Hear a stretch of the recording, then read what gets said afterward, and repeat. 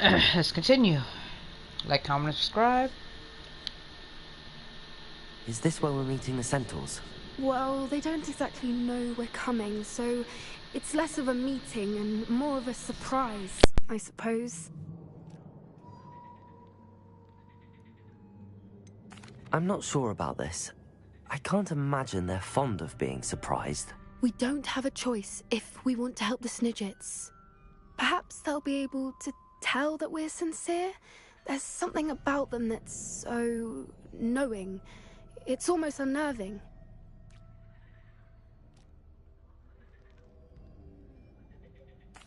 I suppose they are known for having an air of omniscience. That's exactly the right word. Never mind. What is it? It's nothing, truly. We've no secrets to hide. That's right. We'll simply be honest with them about what we're trying to do. They'll have to help us, won't they? Yes, of course. You're absolutely right. We'll meet with them, tell them about the Snidgets, and I'm sure it'll all be fun.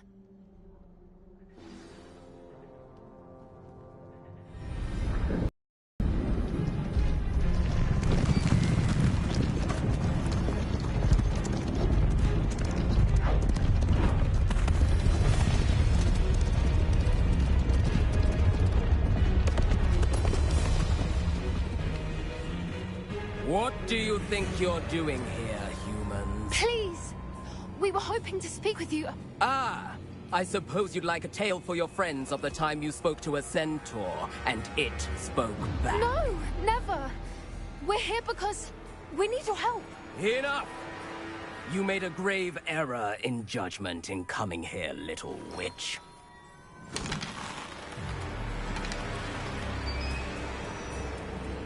Leave them be, Alec. We do not harm the young. It is not our way. You forget your place, old fool. I'm the leader of this herd, and while you cling to our way, their kind continue to slaughter beasts like us without a care! From what I can see, they have slaughtered no one. They will leave here unharmed. Mark my words, Doran. If I ever see them again, it will be all 3 of your heads.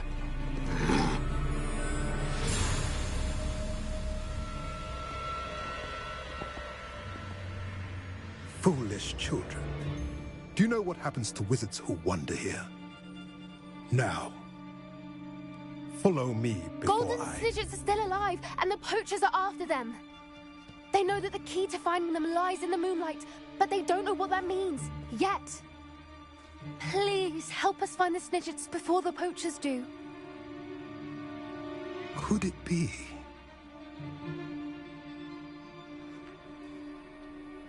In the south, there is a cave within which lies what the poachers seek.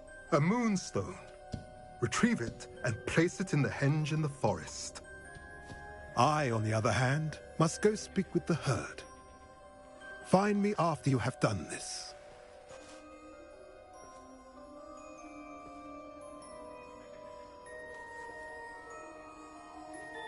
I don't understand. So the moonlight mentioned in the journal doesn't refer to actual moonlight, but to a moonstone. What do moonstones have to do with Snidgets? And why was he so certain about where we could find one?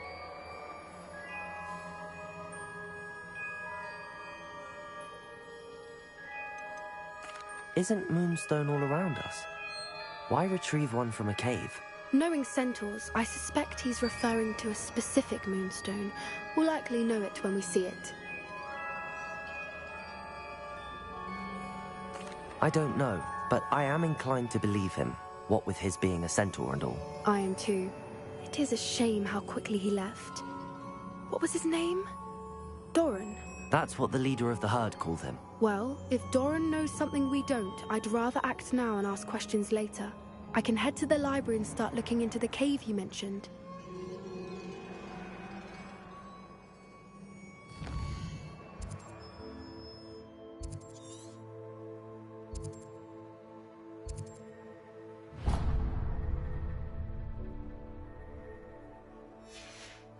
I'll let you know what I find.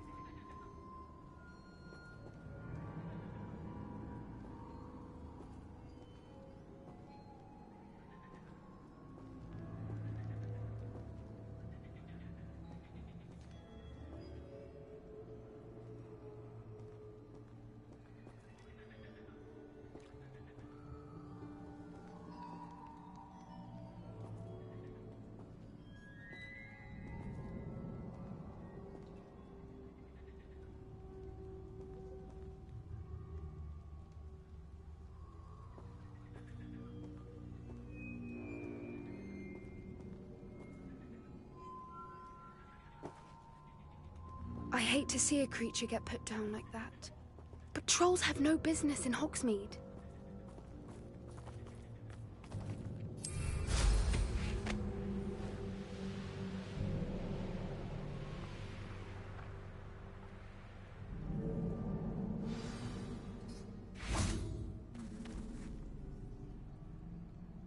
Here's one of those tables Professor Shah mentioned.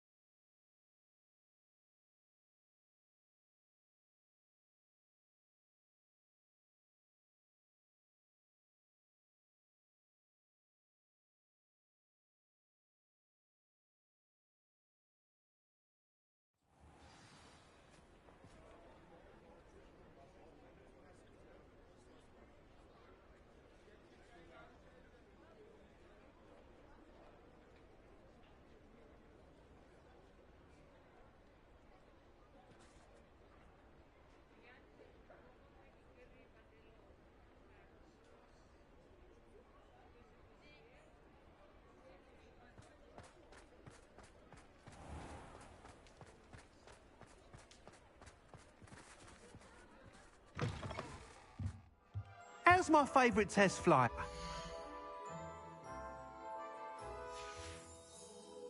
Thanks for stopping by. Hope to see you again.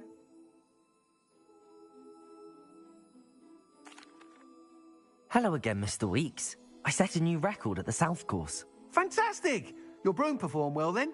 The best upgrade yet. It flew beautifully, incredibly nimble. But with the speeds it now reaches, I can feel the wind catching beneath the seat a bit, preventing it from reaching its full potential. Of course! Should have anticipated that. Exactly the kind of report I've come to expect from you. At last, I think I know what needs to be done for my final upgrade. What will you do after the final upgrade is complete? I aim to make Spintwitches the most sought-after shop in Hogsmeade. And I wouldn't mind getting back on a broom myself, just for the thrill of it. Couldn't be more pleased we made headway with the upgrades, proved the naysayers wrong, made all the hard work worth it.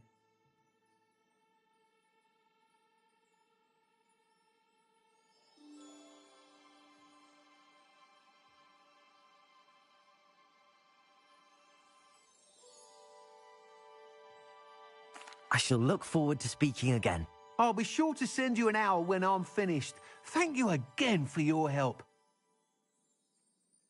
Couldn't have done this without you. Good for Mr. Weeks.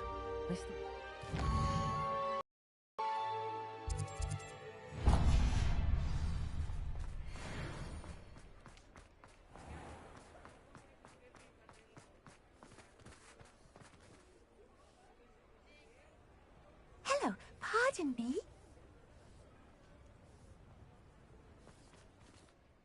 Hello there.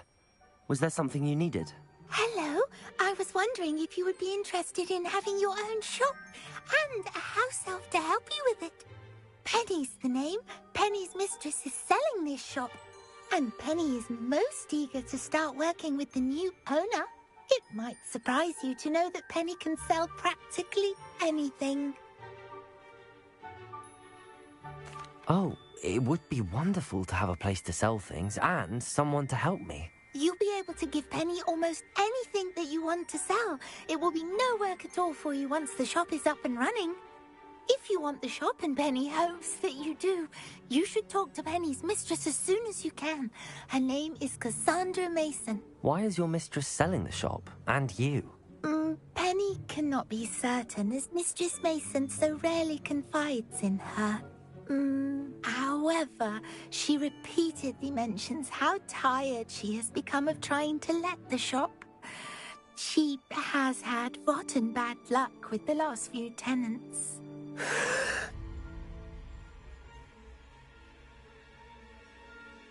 Are you all right? Are you holding your breath? Penny's fine. Sometimes Penny simply needs to remind herself to stop talking.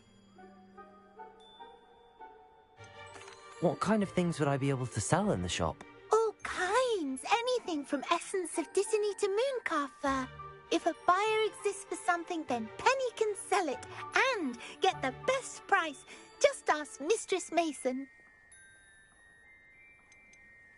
Why are the premises in such disarray? Oh, the previous tenants were not able to manage very well. They seem to have given up rather quickly.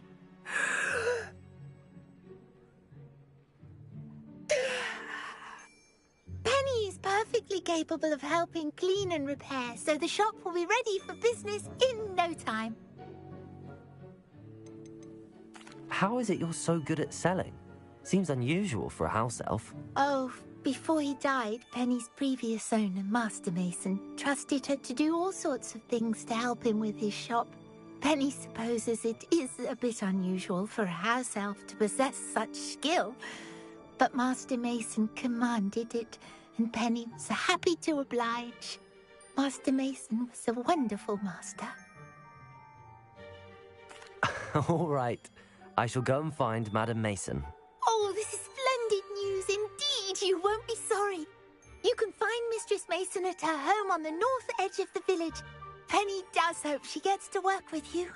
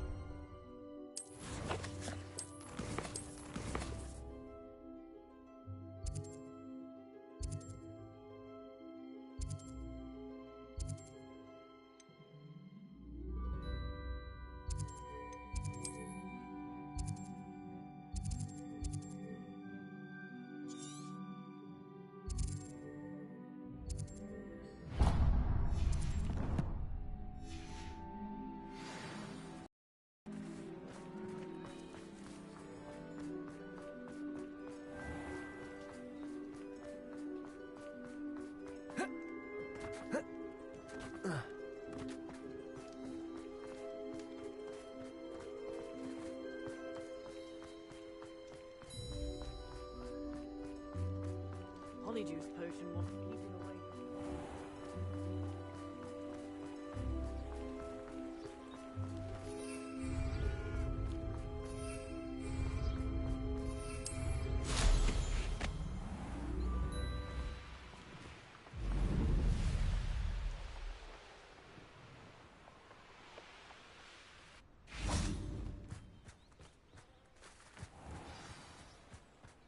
Revelio.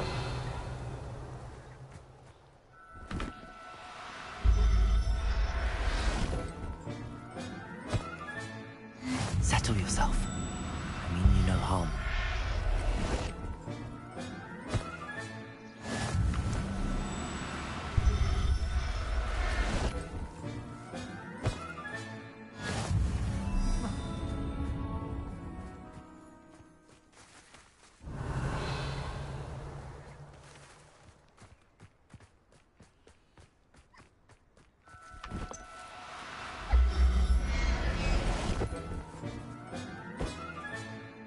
Everything's all right now.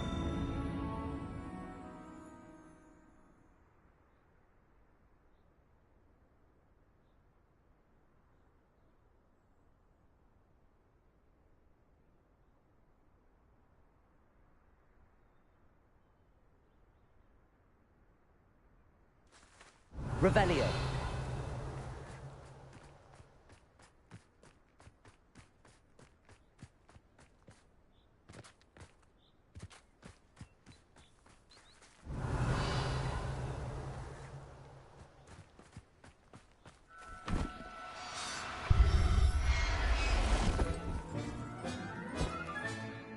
There. I'm not going to hurt you.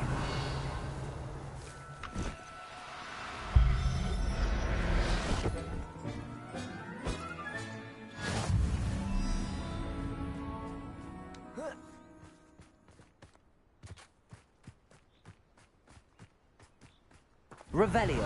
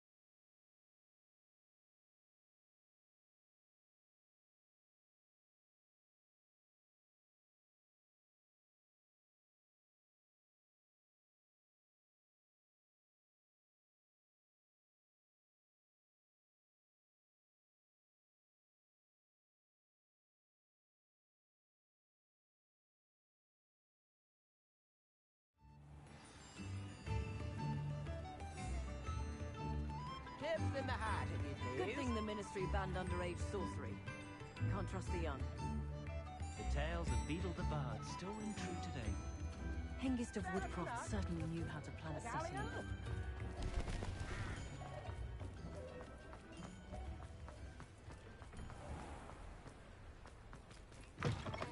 Come in! Sorry if there's smell. New batch of toad-hide.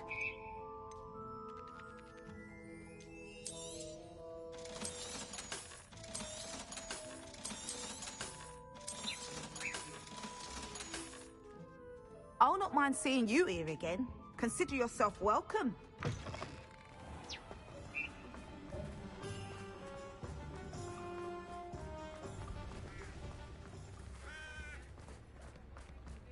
Revelio. Greedier than Niffler for the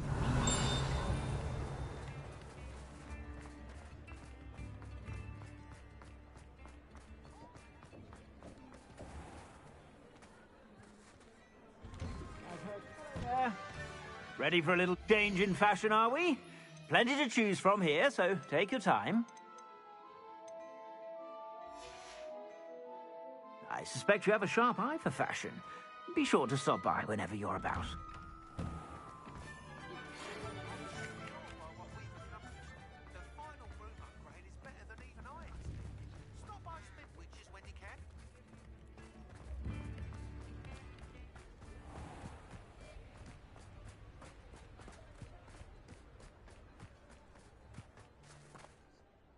Hello, Madam Mason.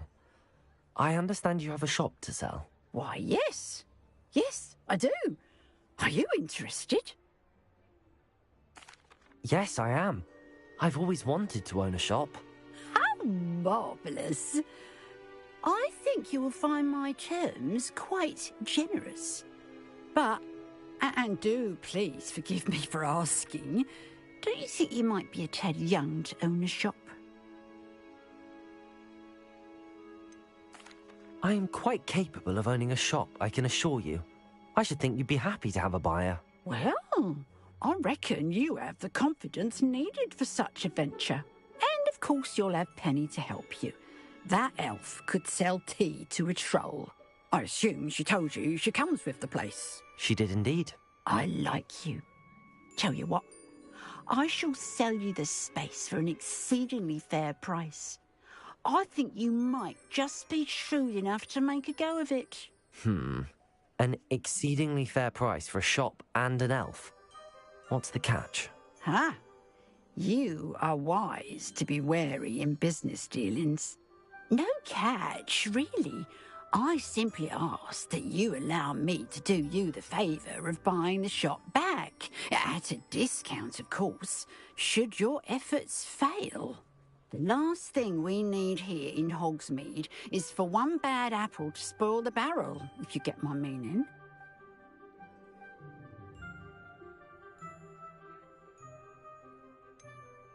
Ha! Your faith in me is overwhelming. You're sorely mistaken if you think I'm going to fail. There's that confidence again. And, of course, I wish you every success. Do we have a deal? It looks to be rather a mess. Why haven't other tenants been able to make a go of it there? As you've no doubt considered, running a shop is not as simple as those less savvy might think.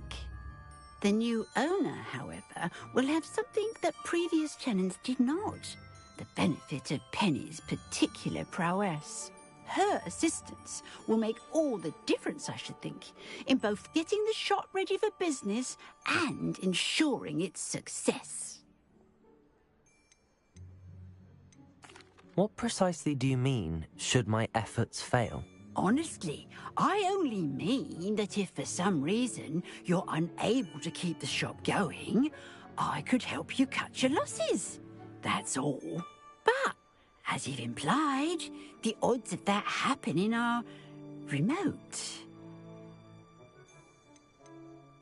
The shop seems to be in an ideal location. Why has no one purchased it yet? It is indeed. But I've just decided to sell. I've grown weary of being a landlady.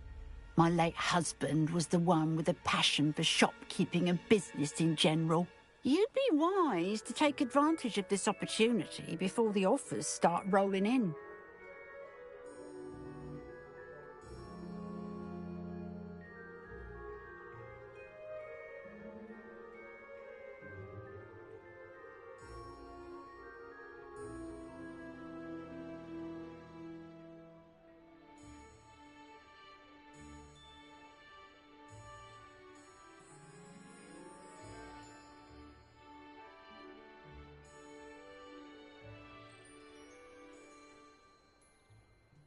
It does sound intriguing, but I need to consider my finances first. I'll come and find you if I'm interested. Very well, but I won't be able to keep the shop available for too long.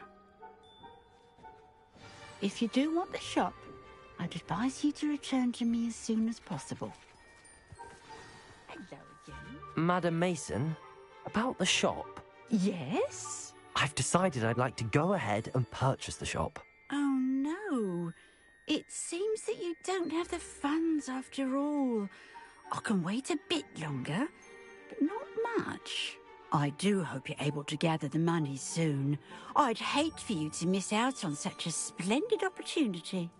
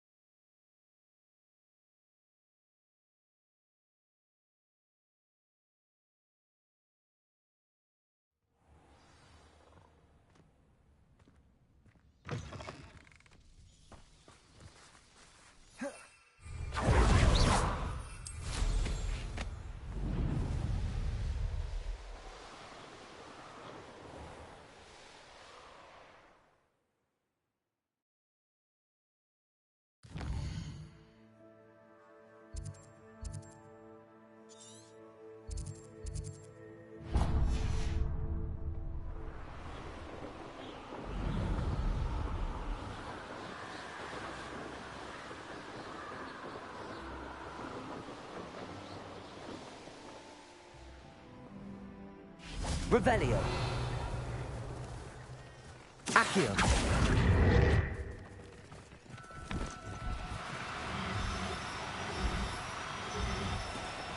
Do cooperate, won't you?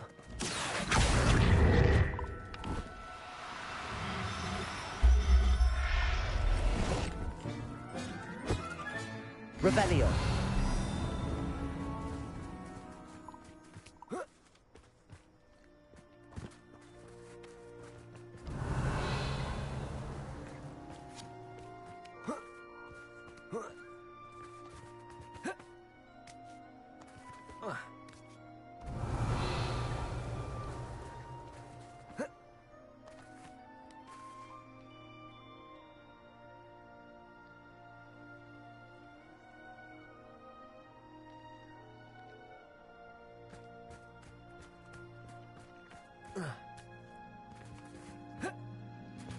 Revelio.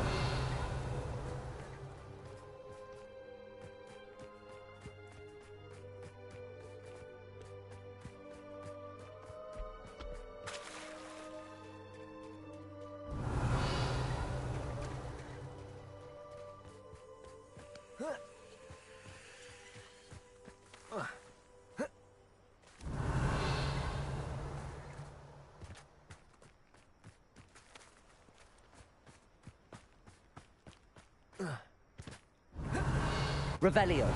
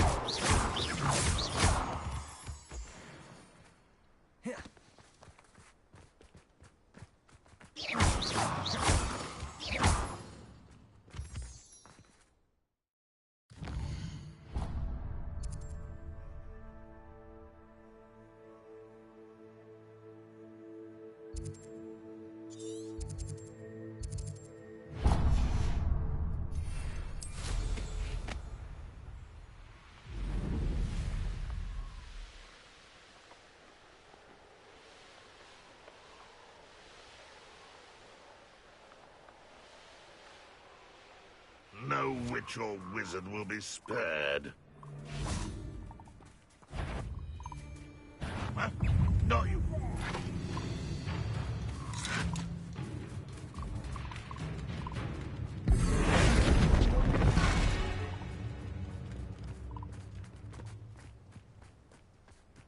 Accio.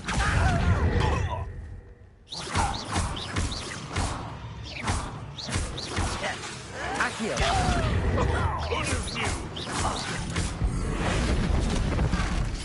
You won't get away with that.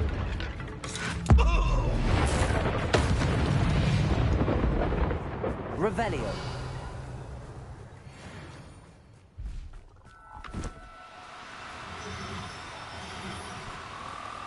No need to be difficult. I mean you no harm.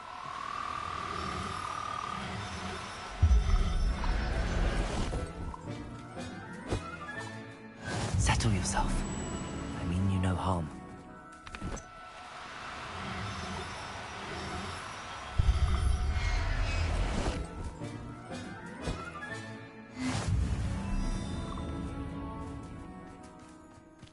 Accio.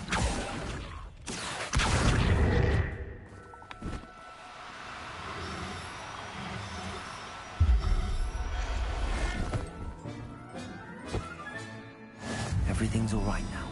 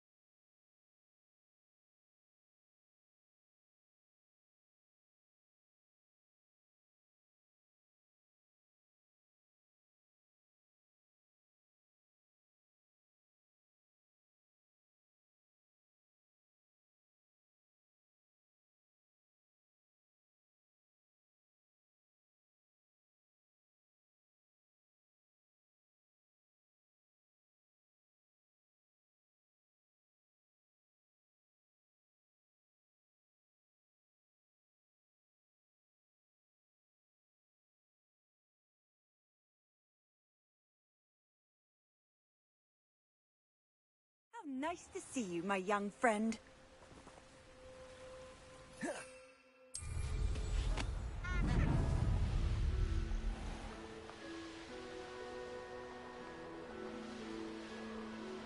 This place has seen better days.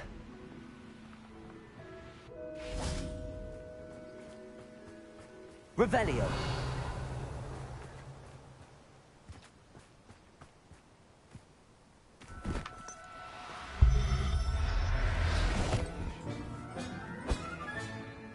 I'll look after you.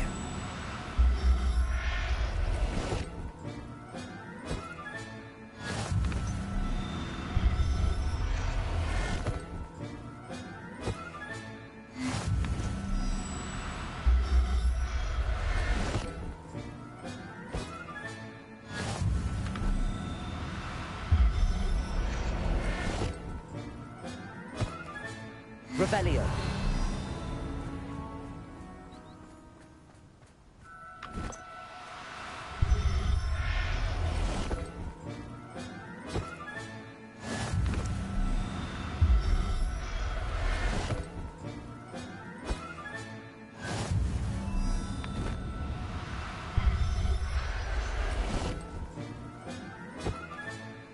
Professor Howard will never believe this.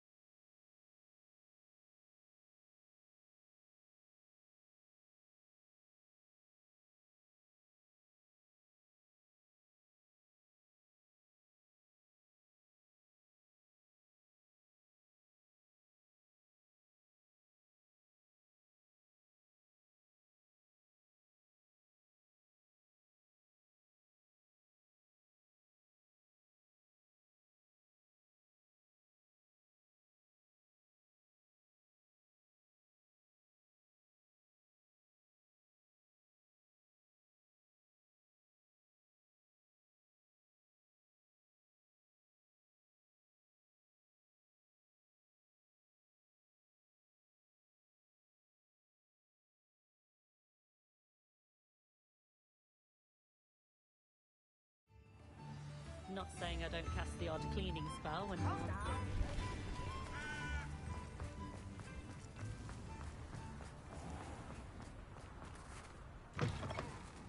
Come in! Sorry if there's a smell. New batch of toad-hide.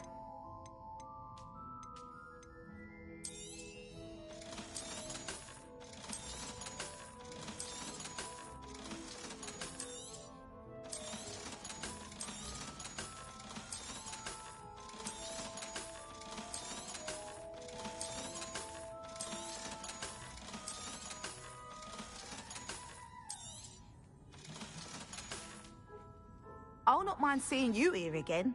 Consider yourself welcome.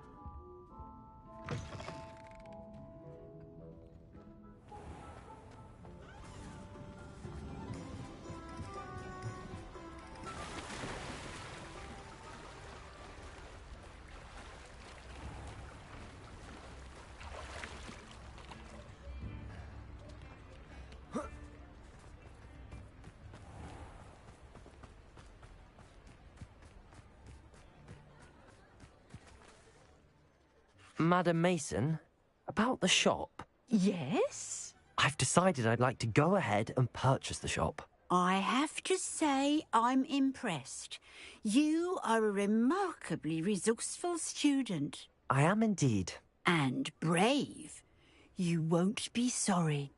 Give me the money, and I shall get the paperwork filed immediately. Wonderful.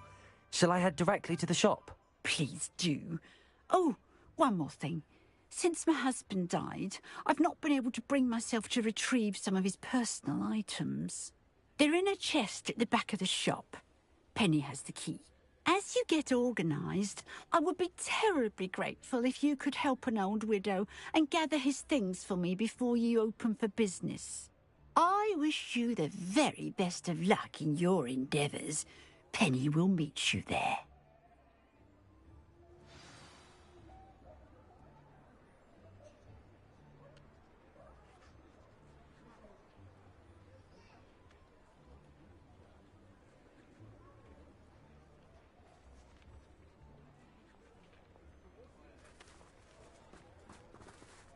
Aloha, Mora.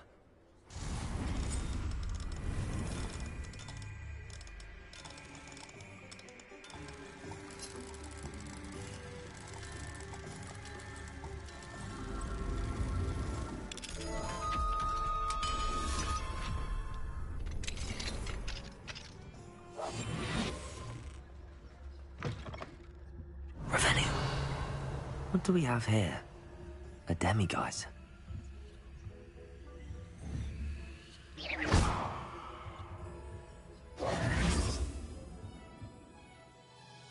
Accio.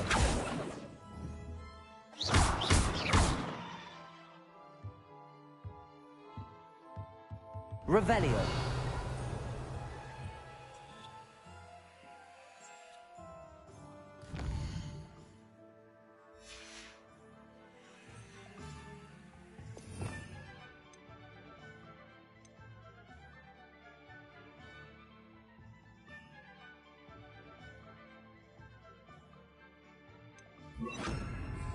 Lumos.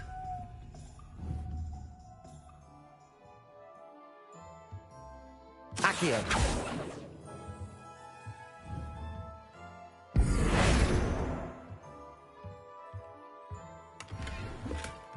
Revelio.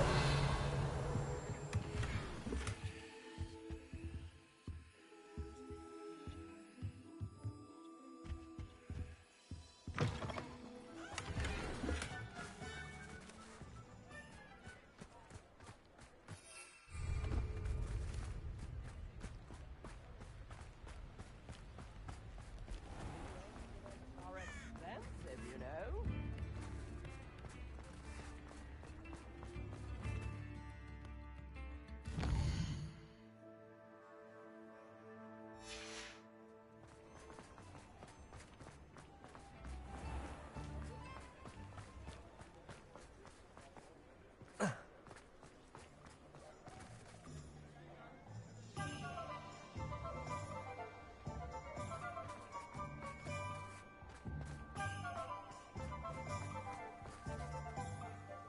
Well, I've done it, Penny. The shop is mine. Oh, Penny is so pleased. Penny was hoping you would be the one to purchase it. I'm glad you're here to help me. Goodness, what a kind thing to say. Penny will do all that she can to make this a success. There is much to do. The last tenant left in a bit of a rush, so we'll need to clean up and do some repairs. Well then, let's get to it. Penny is ready. Between the two of us, we should have this place up. No time. Reparo. Oh, Penny can already see the potential. This will surely be the most successful shop in Hogsmeade. Mistress Mason wanted Penny to be sure and give you this key. It opens a chest in the back room of this shop. Oh yes, she mentioned it to me. It contains some of her late husband's belongings. Penny wonders if you should open the chest. Are you holding your breath again? Penny must get back to work now.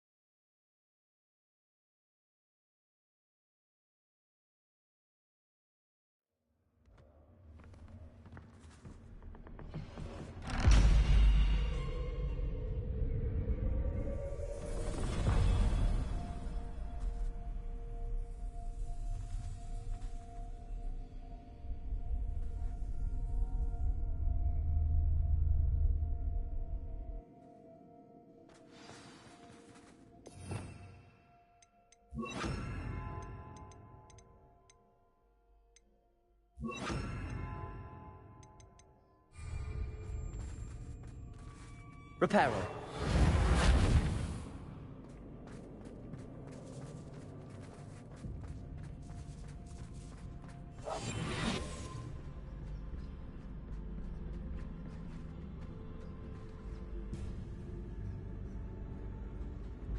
Confringo.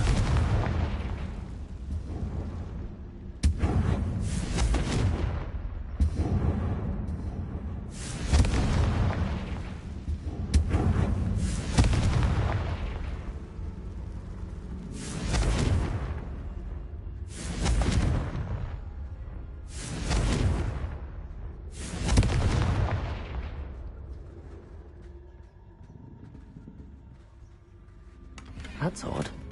Why would someone store one hat in here?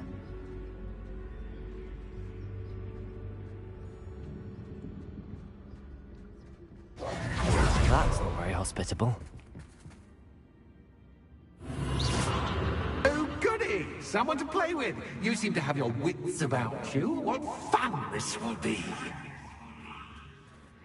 For me.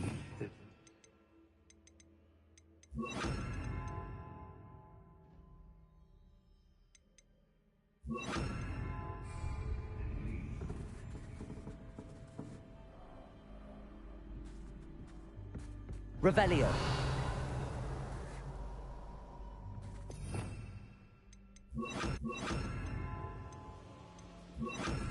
Lumos.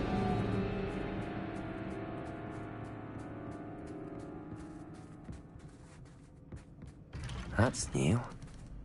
Onwards, I suppose. What in the... Who's there?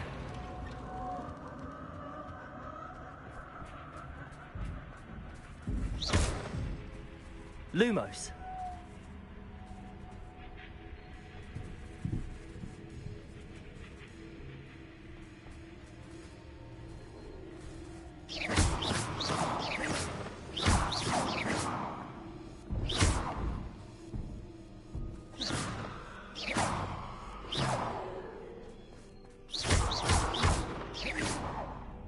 Revelio.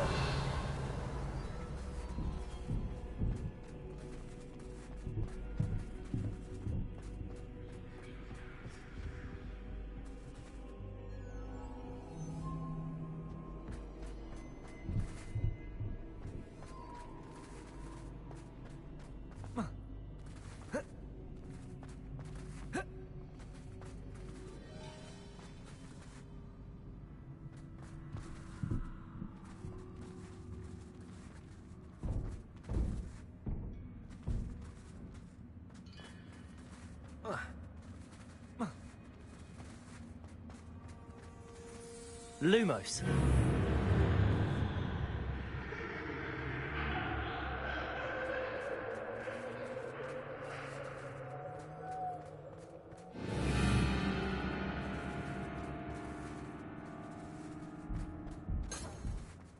Revelio.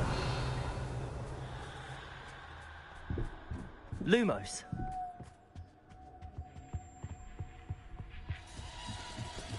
Bats. Lovely.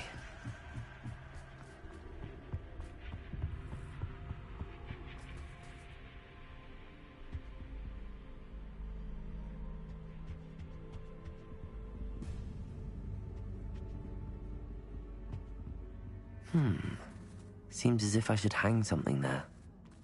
Accio! Wingardium Leviosa.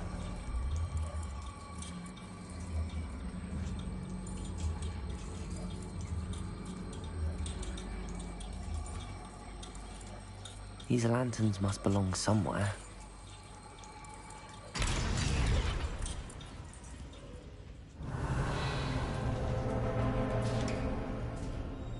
How enlightening! You might survive a bit longer than the others. Lumos.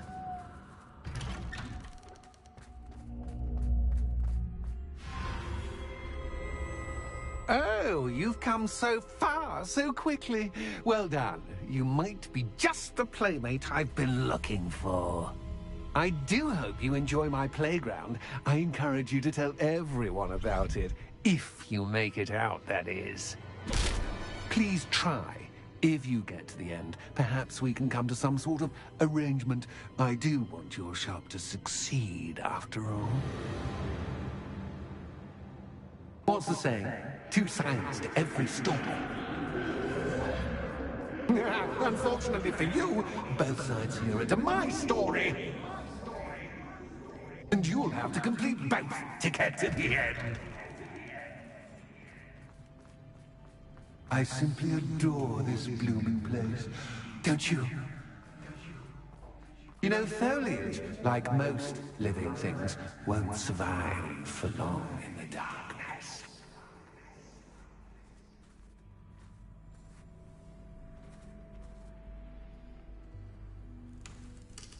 Revelio. I wonder if I need to place lanterns to open these doors. Revelio.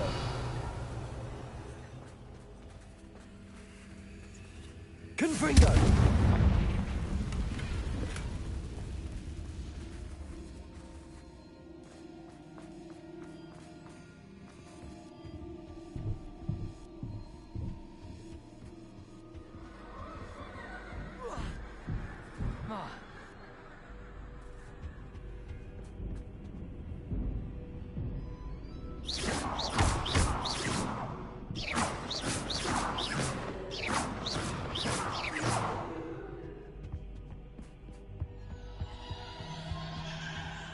Lumos.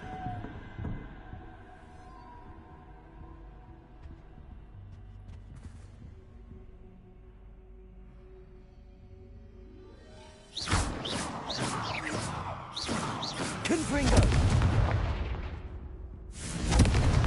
Lumos. Confringo. Lumos. Oh, I'm afraid of the dark. Does it worry you that I can see you, but you can't see me? It should.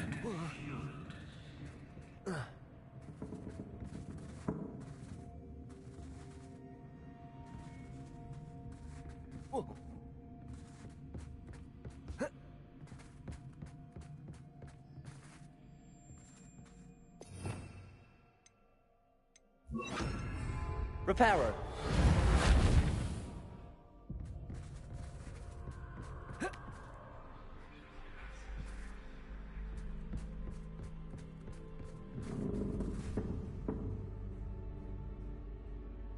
Accio. Revelio.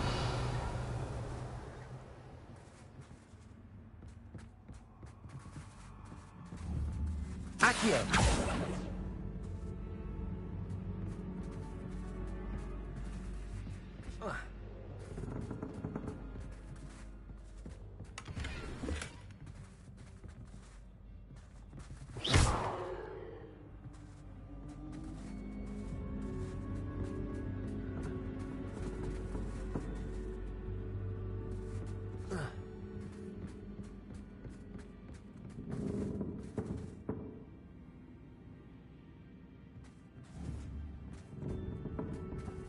Lumos.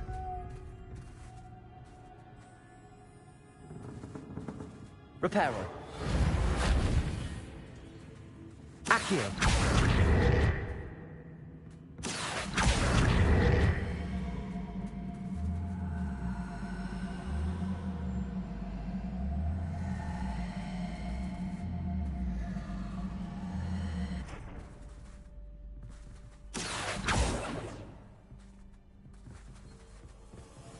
Reparo.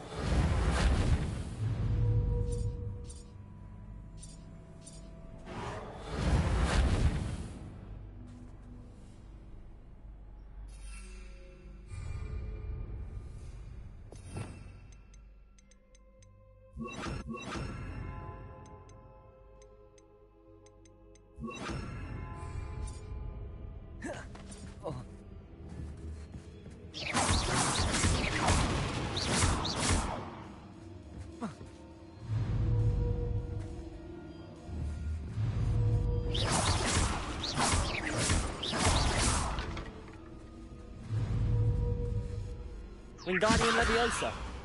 Revelio.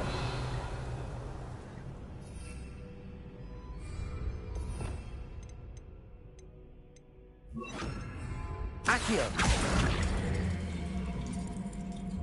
Wingardium Leviosa.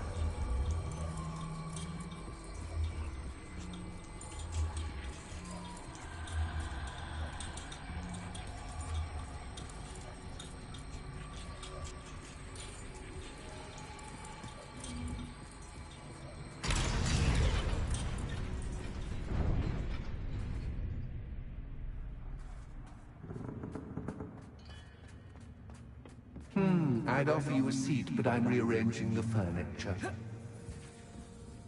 Plus, don't want you getting too comfortable for what's in store, do I?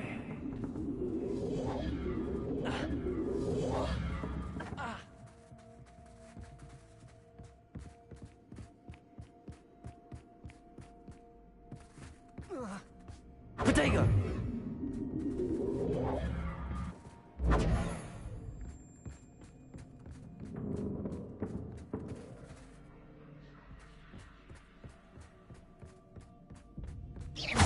Revelio.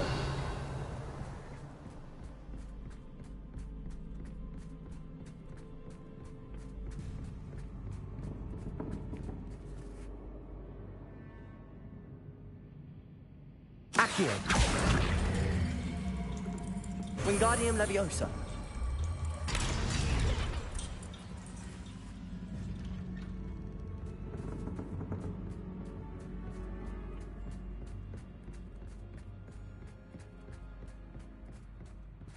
Lumos.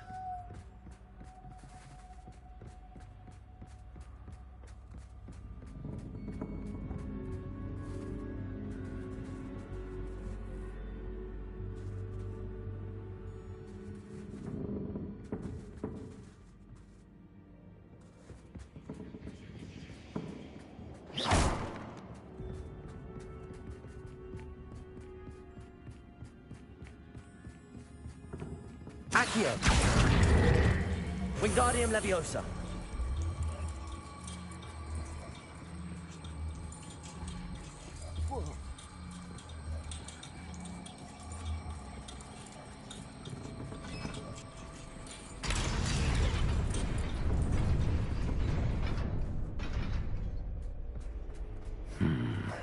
Only 2 lanterns, but 3 spots. Perhaps I should move them around to open the door and build the platform.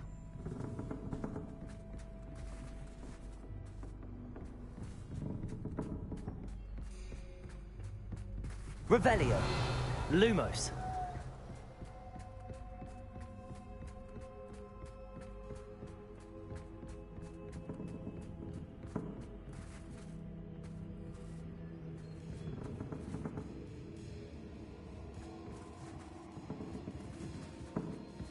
Accio. Wingardium Leviosa.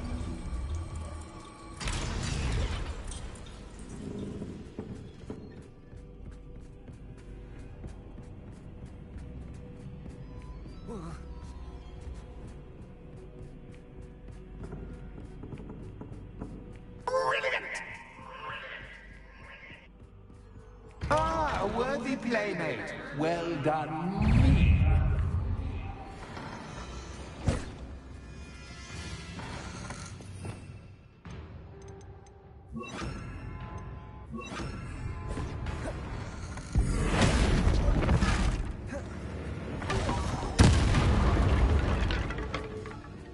Accio. Defender. Confringo.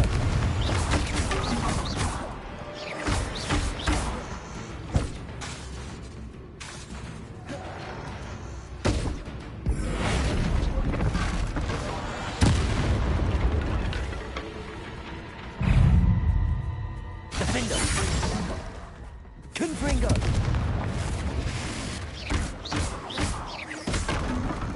Accio.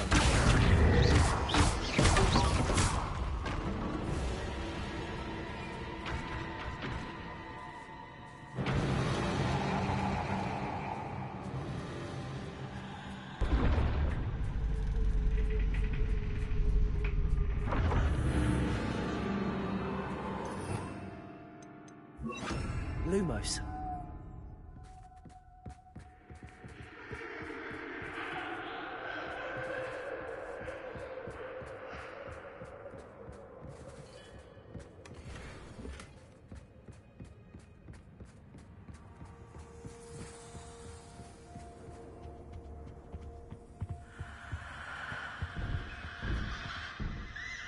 Accio.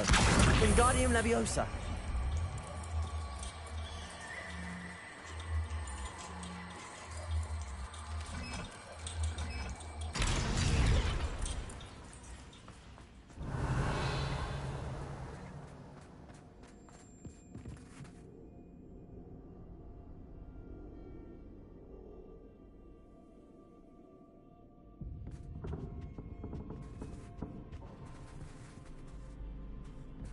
Accio. Wingardium Leviosa.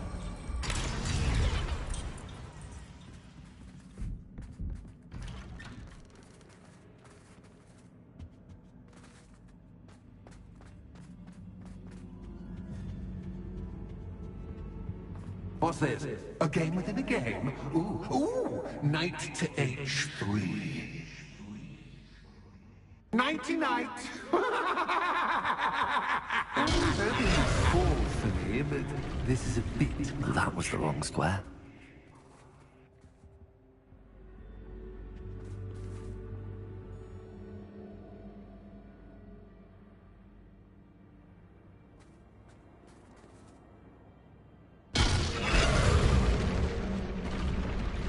I wonder if the chess pieces on the board indicate where I can't go.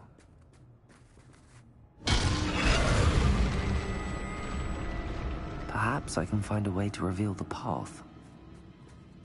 Revelio.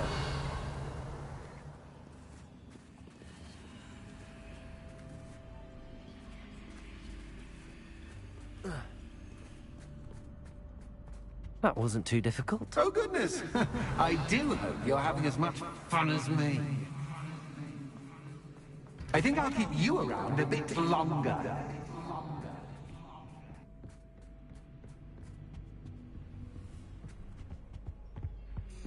Accio. Wingardium Leviosa.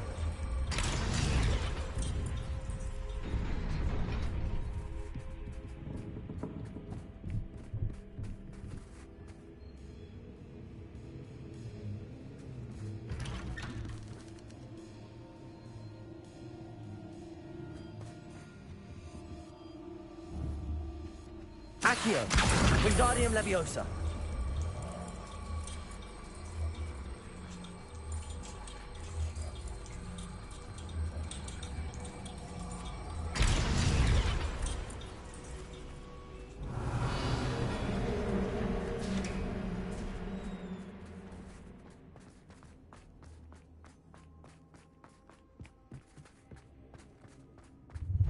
Ready?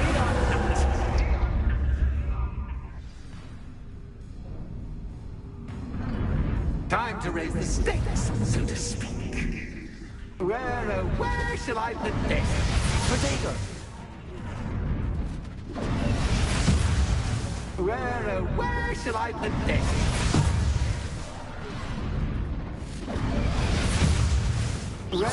Where shall I put this?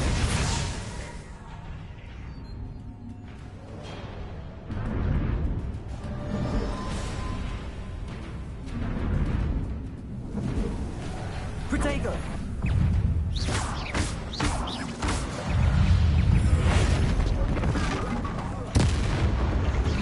That's just cat. I can bring you cat.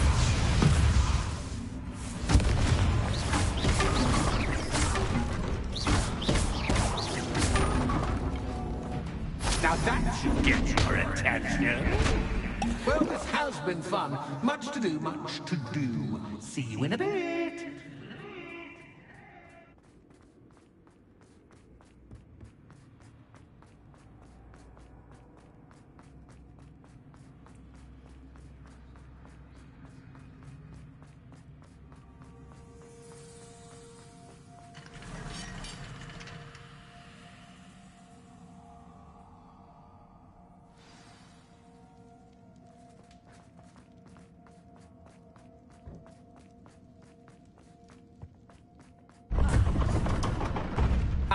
You've chosen the scholarly route.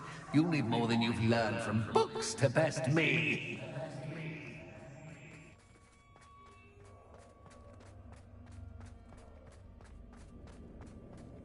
Revelio.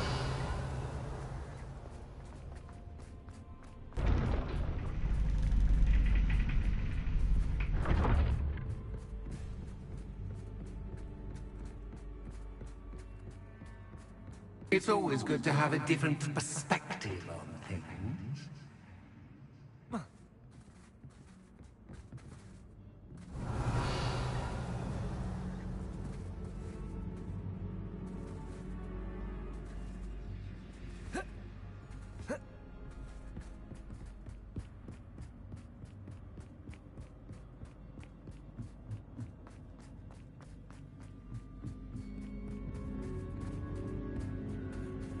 Lumos.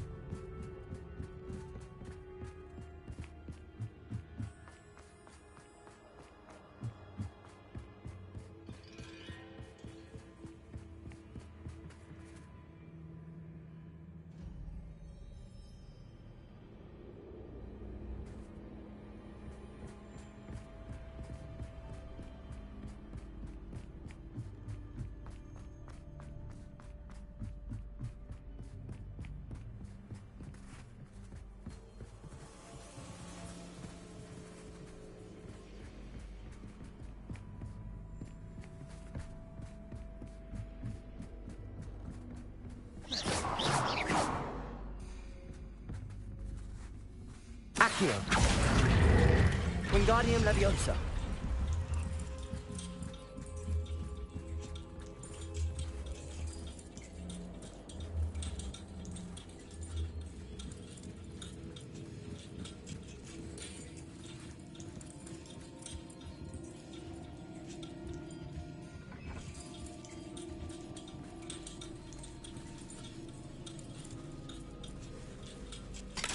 much fun to be had. My head is spinning!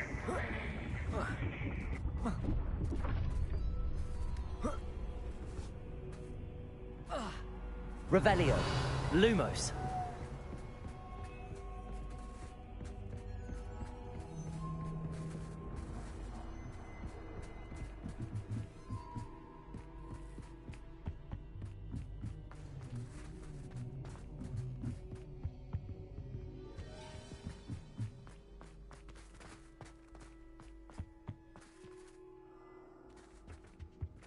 Accio.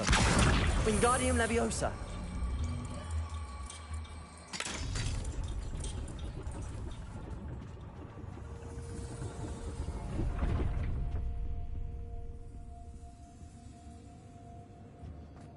Accio.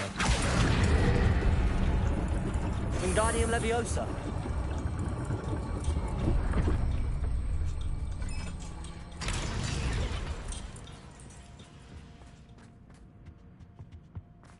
All books and notes make one Wingardium dull Leviosa. indeed.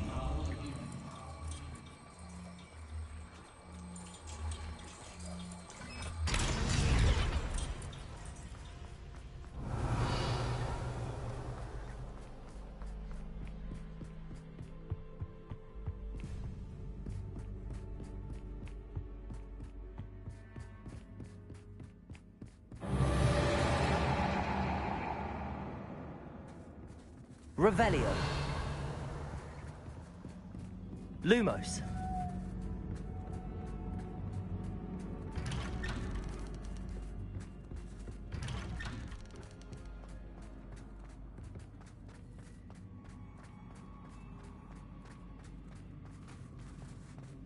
Oh, deja vu. Watch your step.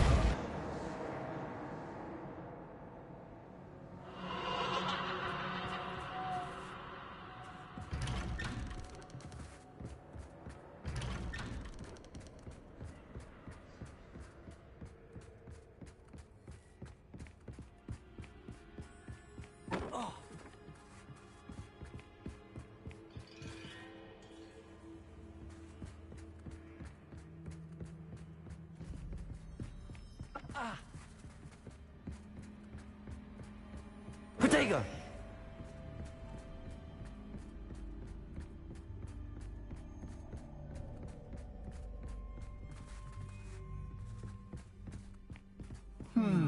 Running in circles, are we? Perhaps you should retrace your steps.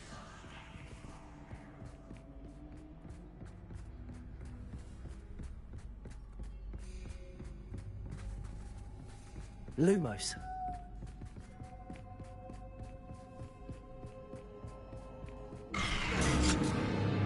What was that?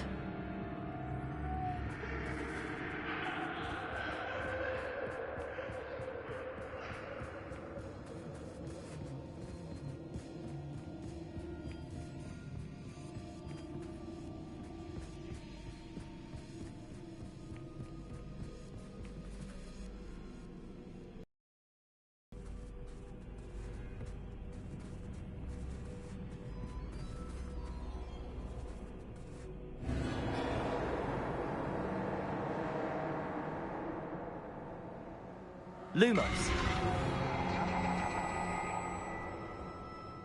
Confringo. Lumos.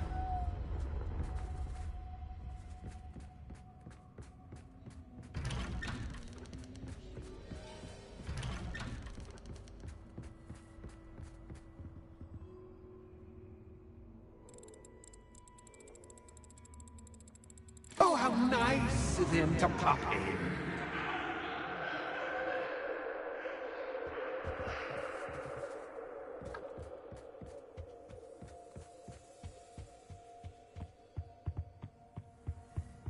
Revelio. Lumos.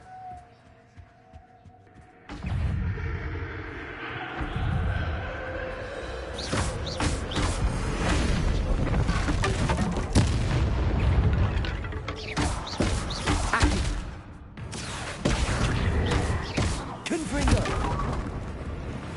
Revelio.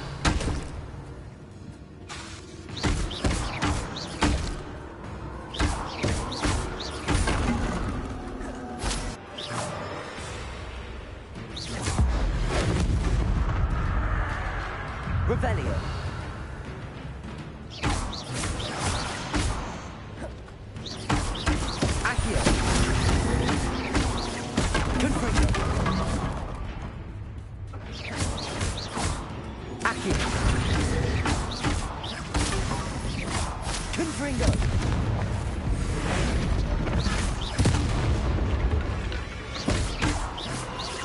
Accio! Confringo! Revelio!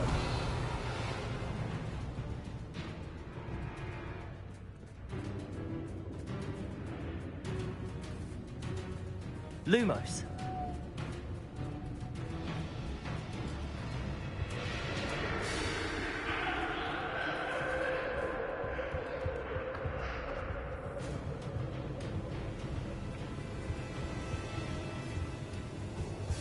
Accio!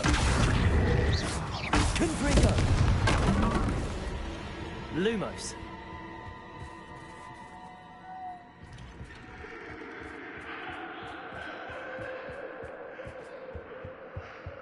Home, sweet Toad. Accio!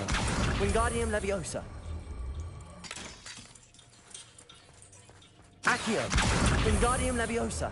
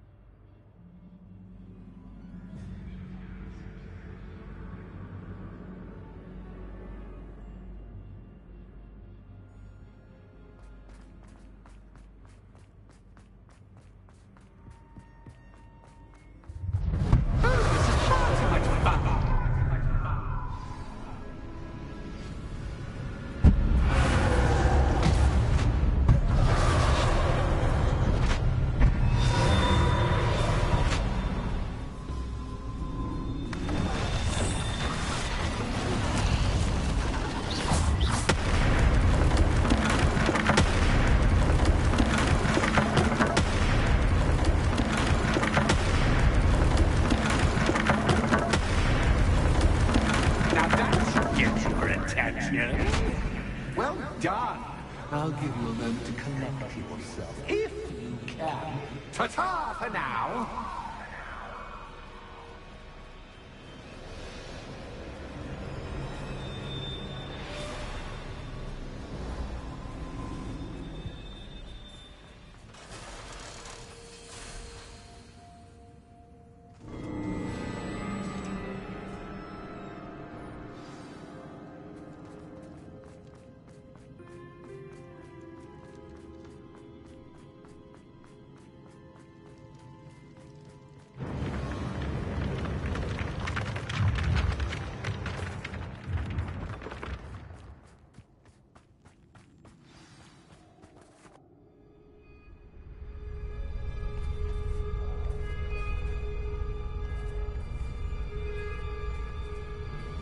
Aha! Finally! You, my inordinately clever friend, appear to have traversed this seemingly never-ending dungeon relatively unscathed. And now I suppose you'll want to go. Everyone leaves me, usually in a straitjacket, never to return. I'm starting to take it personally. I'm tired of having no one to play with. Ooh, tell you what, I'll make you a deal. If you can match wits with me now, and agree to give me unfettered access to the shop for, say, 1 day a month to have a little fun, I'll sign a contract. Pursuant to which, let me see, I will blah, blah, blah, blah, blah, blah. Oh, yes, leave you and your customers alone at all other times, etc., etc. You get your shop, I get my chaos. Sound acceptable? Excellent! Let the games begin!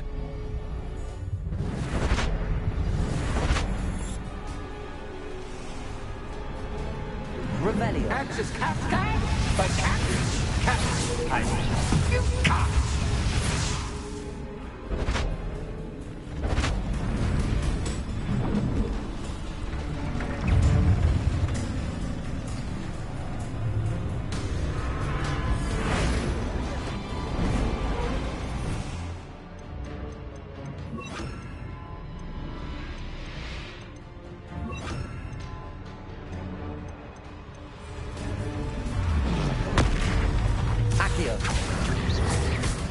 Defender! Confringo! Glacius!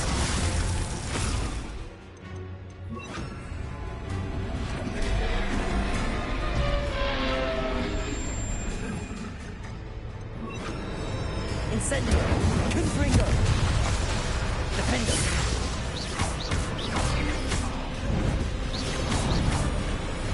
Incendio! Confringo!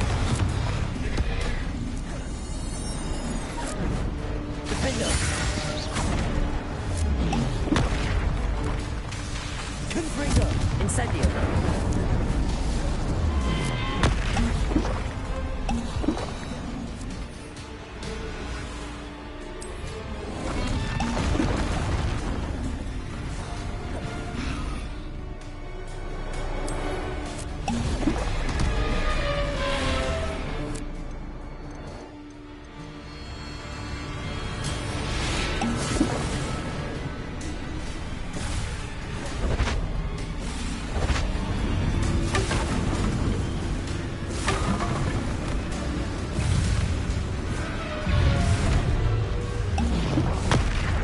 Defender!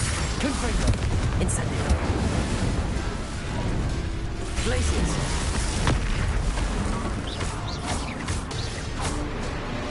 Incendio! Confringo!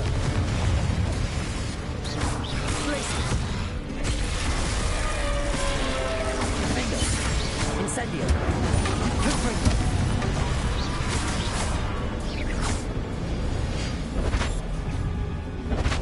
Just once, try seeing things from my point of view. Glacius! Incendio! Defender! Confringo! Glacius! Incendio!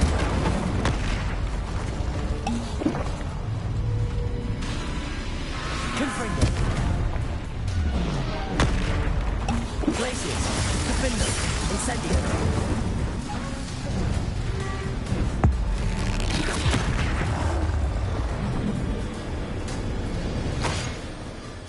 Well, well, finally, someone deserving of the playground I so meticulously crafted. Such a treat to have fun again in my little dungeon.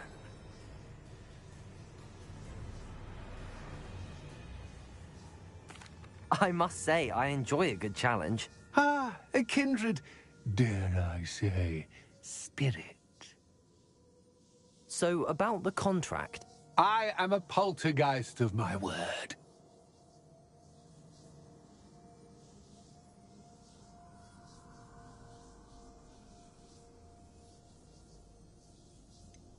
Just to be clear, what does this agreement entail, specifically? Pay attention. You guarantee that I can have my fun at least one day each month without fuss. I let you work the rest of the time, mostly in peace. Why would you enter into such an agreement? Much as I love banging about the place, it's no comparison to seeing customers' faces when I bonk them on the heads with a chocolate frog. One doesn't really understand the value of an audience until one is without it. Very well. I shall agree to your contract with one small addendum. Hooray! No more of this unsatisfying banging about all day in a pitiful void. Wait, did you say one small addendum? I did. In order that I have a successful shop with lots of customers, would you agree to causing chaos only after 9 o'clock in the evening? Would you agree to at least 2 days a month instead of one? I would. Pleasure doing business with you. You've worn me out. Well done. I had a feeling about you. I have to admit, Cassandra did a wonderful job finding the perfect playmate.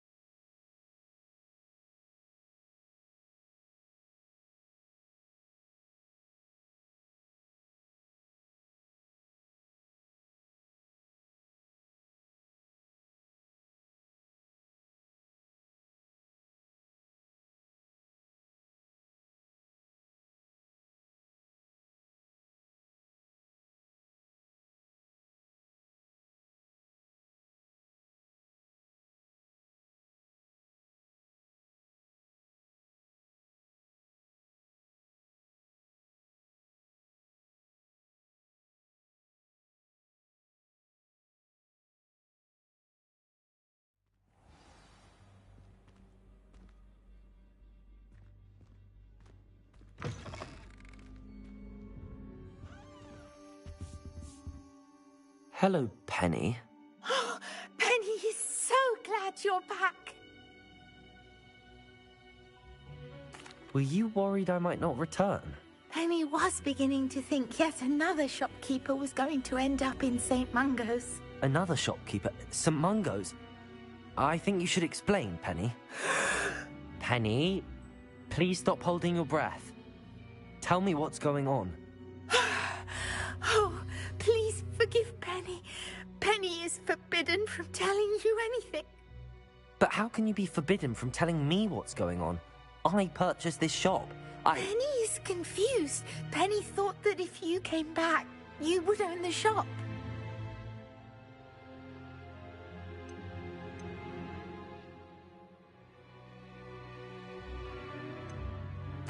You should have told me the truth and punished yourself as necessary. I need to go and find Officer Singer. Penny is so sorry. Penny wanted to tell you everything. Truly. Surely Officer Singer will know what to do. Penny will wait right here.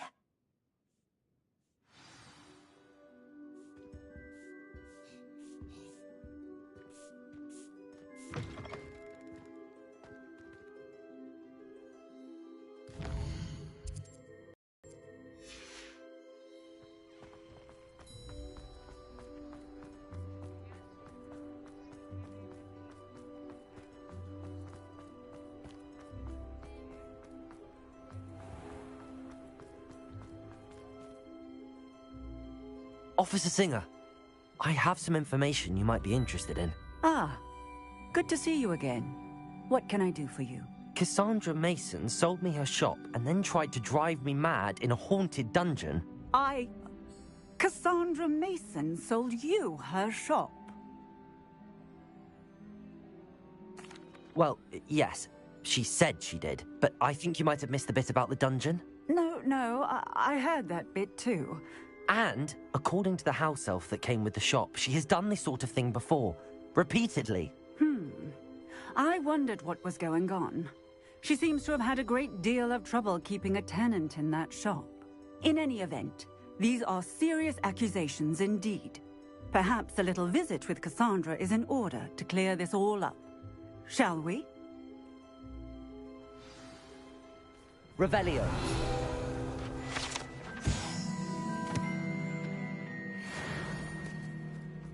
We've got dark wizards these days. In the hat, please.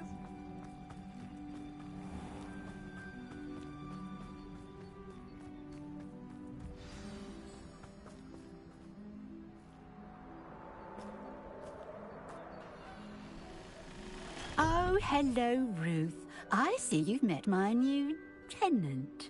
Cassandra, it's my understanding that you sold your shop and your elf to this student. Now, they've been telling me some very interesting stories about your business practices. Perhaps you should come with me.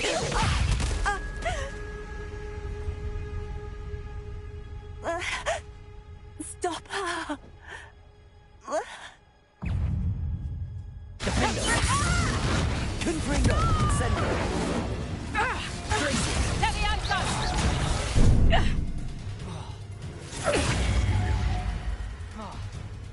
Incendio! Confringo! Defender!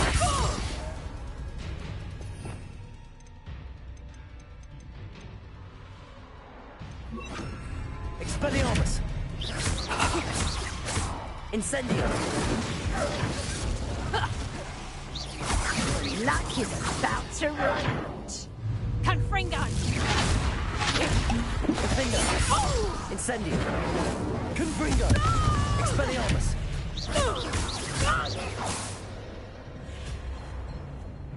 I should have known better than to do business with a wily student. Expelliarmus! Confringo! Defender!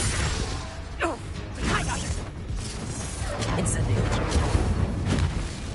Expelliarmus!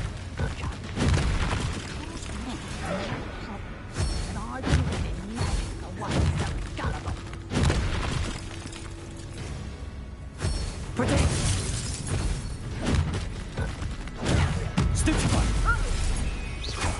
Incendio! Confringo! Defender! Expelliarmus! Potato! Potato!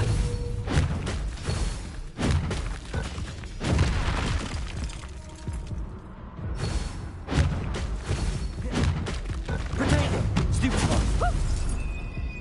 Incendio! Defender! Confringo! Expelliarmus! Luck is about to run out. Potato!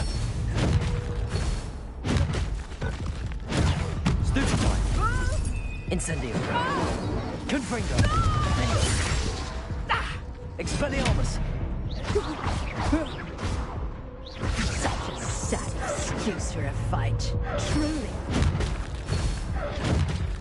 Potato! Stupefy! Defender!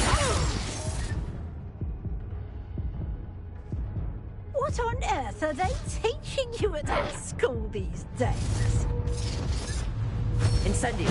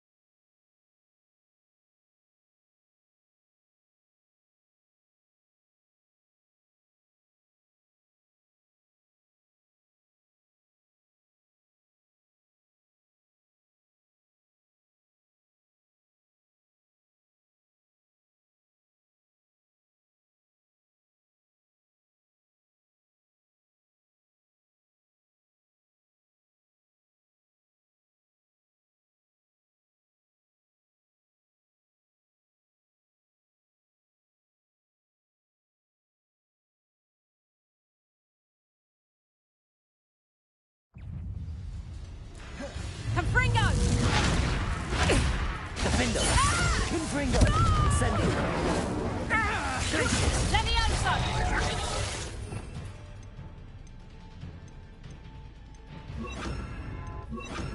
Bombarda!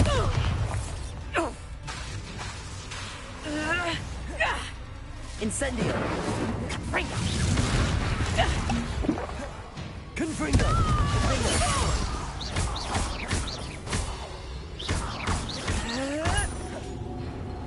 Bombarda! Confringo!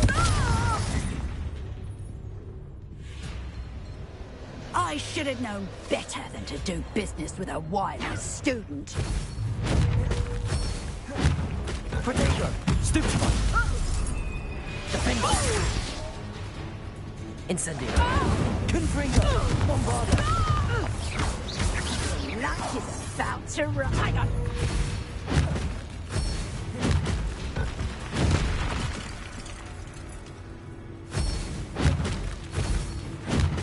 Protego! Stupefy! Incendio! Defender! Confringo! Bombarda!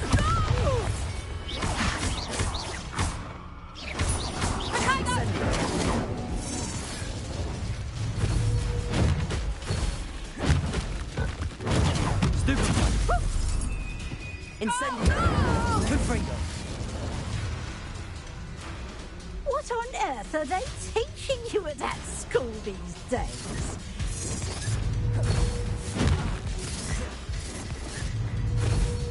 Potato!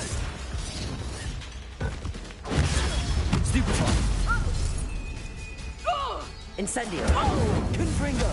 Defender! Bombarda!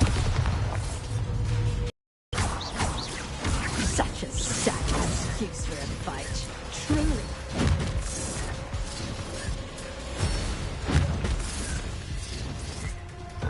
Protego! Stupefy! Incendio! Defender! Confringo! Bombarda!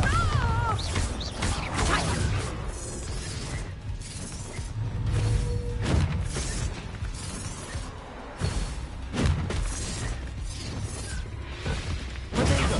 Stupefy! Incendio! Defender! Confringo! Bombarda! Potato! Confringo!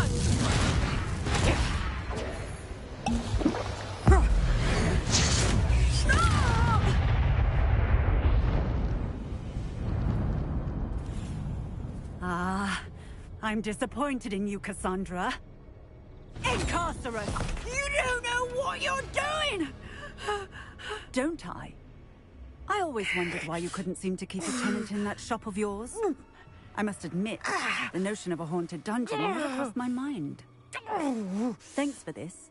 You can head back to the shop. Checking that house elf of yours, she's probably terrified. Scrawny little traitor herself! I should have known it was... Silencio.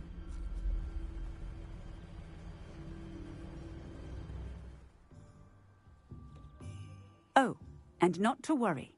Cassandra will immediately file the paperwork needed to grant you ownership of both the shop and the elf. On her way to Azkaban. Thank you, Officer Singer. Best of luck to you as the newest shop owner in Hogsmeade.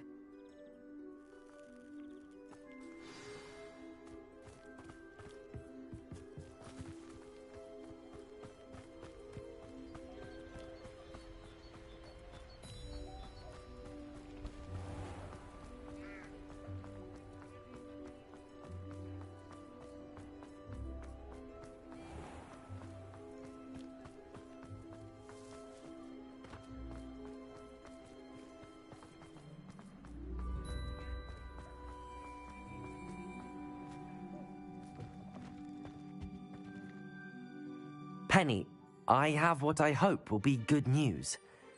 Officer Singer confirmed that ownership of the shop has now transferred to me.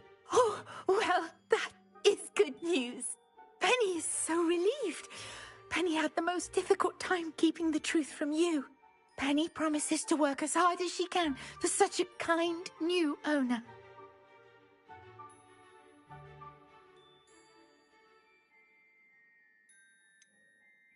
I look forward to working with you. All that's left is for you to choose a sign for your new shop, and Penny will take care of the rest.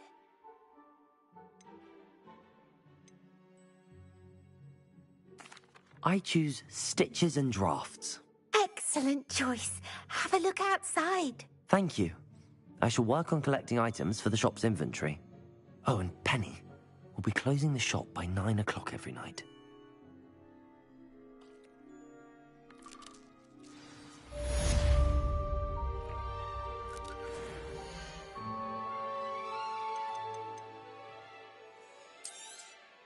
Oh, Penny will fetch a good price for what you'd like to sell.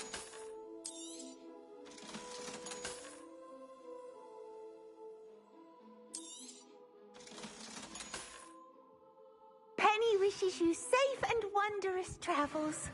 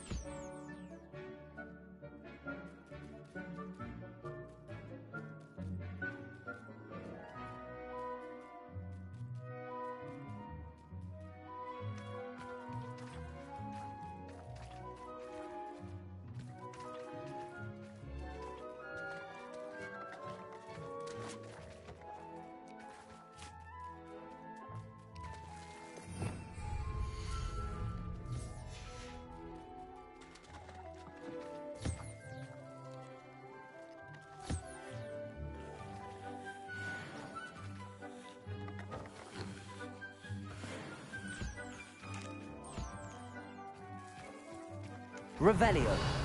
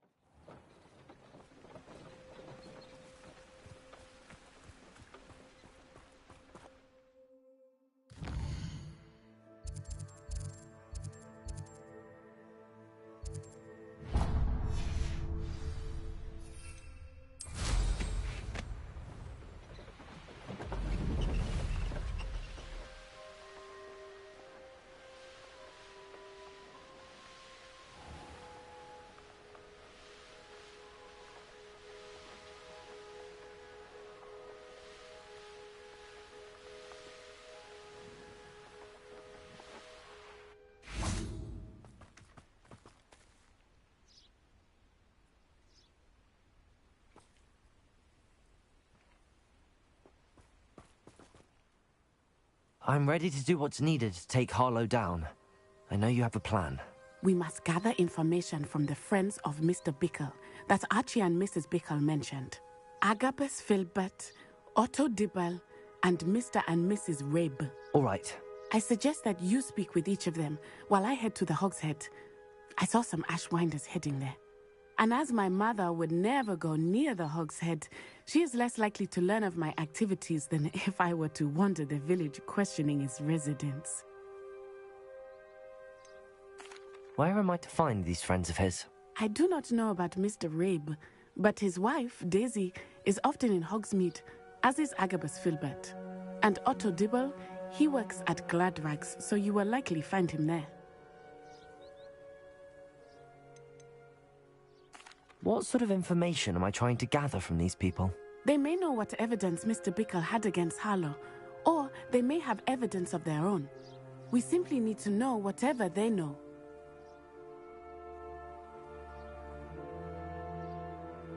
Very well. I'll speak with them, see what I can learn. I knew I could rely on you. We need to know how they are being blackmailed by Rookwood and Harlow. Meet me here after you have spoken with them. Hopefully, by the time you return, I will be able to move a bit more freely.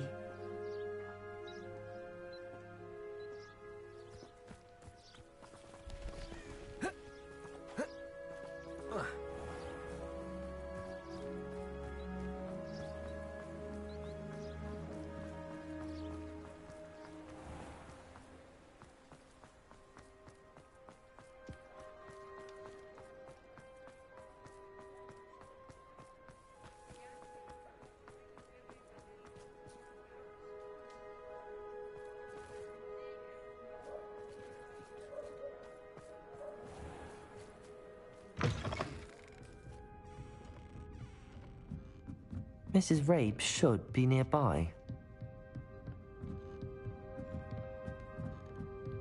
Oh, Isco, what have I done? Mrs. Rabe, I wondered if I might speak with you about Theophilus Harlow. I'm a friend of the Bickles and I'm trying to gather evidence against him. Poor Joanna and little Archie. And now Harlow has taken my darling Isco. What do you mean? Why? I'm a security guard at Gringotts, and my husband is a curse breaker for them. Harlow approached me about helping him extort my colleagues into giving him treasures from the vaults. And you declined? Of course I declined. Repeatedly. I thought they'd given up, until I came home one night and found my husband gone, and a note affixed to my door with a knife. The note stated that I only had a few days to reconsider helping with some banking needs, and that my husband would appreciate it if I acted quickly. But the help Harlow wants is help that I cannot give, and my dearest Isco is paying the price.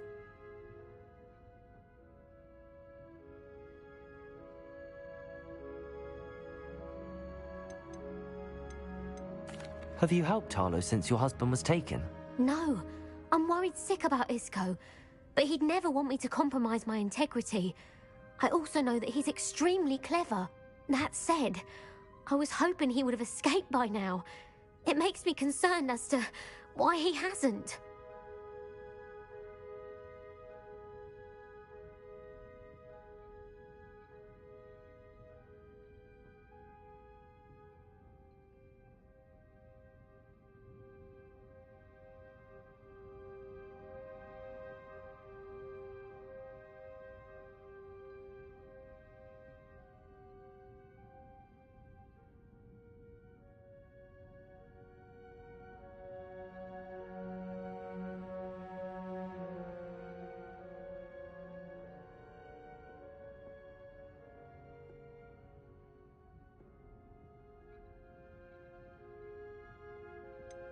Why wouldn't Harlow extort your husband?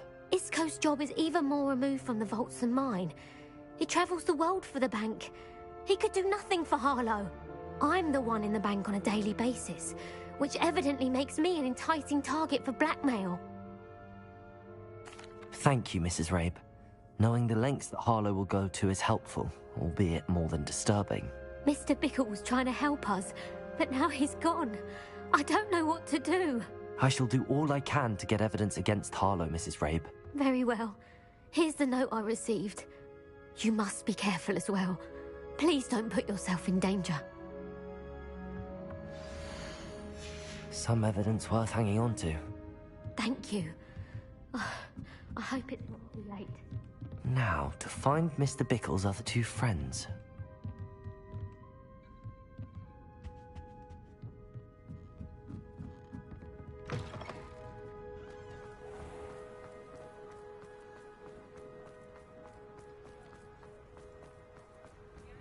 Otto Dibble works at Gladrags. I should check there. But please tell me you didn't take it. But perhaps it's been here all along. Mr. Dibble, may I speak with you? It's about Theophilus Harlow. I've nothing to say about him. May I interest you in a stunning cravat today? Please, sir, I'd like to help. I spoke to Mrs. Bickle. You know the Bickles? All right. But we must be discreet. Can't have Mr. Hill hearing this. I know Mr. Hill. He was kind to me the day of the troll attack. Oh, he's a good man. But even he wouldn't understand about Harlow. It started a few weeks ago. I was distracted, reading a note, when you-know-who came into the shop. I hid the note behind the counter and offered to help him. He stared at me for a moment, then asked me to check on an order he'd placed. I went into the storeroom to check on what turned out to be a non-existent order. When I returned, he was holding the note. What was in the note? It was a note from Rosie Hill, Mr. Hill's daughter. You see, we've been, well, secretly engaged these past 6 months. We haven't told Mr. Hill yet. I dare say he has higher hopes for her. Harlow advised me in no uncertain terms that my relationship with Rosie, not to mention my employment here, depended upon my cooperation. What does he ask you to do? It all happened so quickly. In an instant, he took a very expensive scarf from the counter, pocketed it, and smiled. He said, "Your secret is safe as long as I can supply my lady friend with delightful items like this every so often." I've been able to cover for his requests until now with some creative bookkeeping, but I can't keep it up for much longer. I'm terrified to say anything. I could never live without Rosie.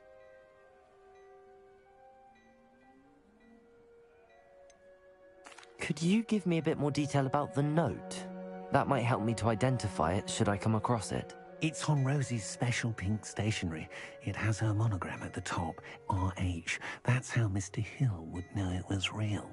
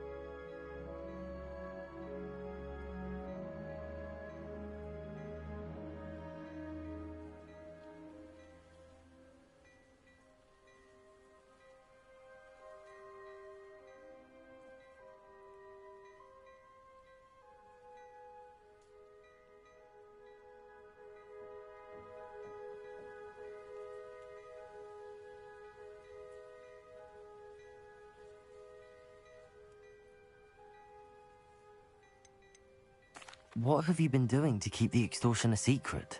Well, as I mentioned, creative bookkeeping. And I've also been trying to cover the costs with my own savings, but I'm running out of money. Of course, none of this bodes well for my efforts to improve my circumstances and to be worthy of Rosie.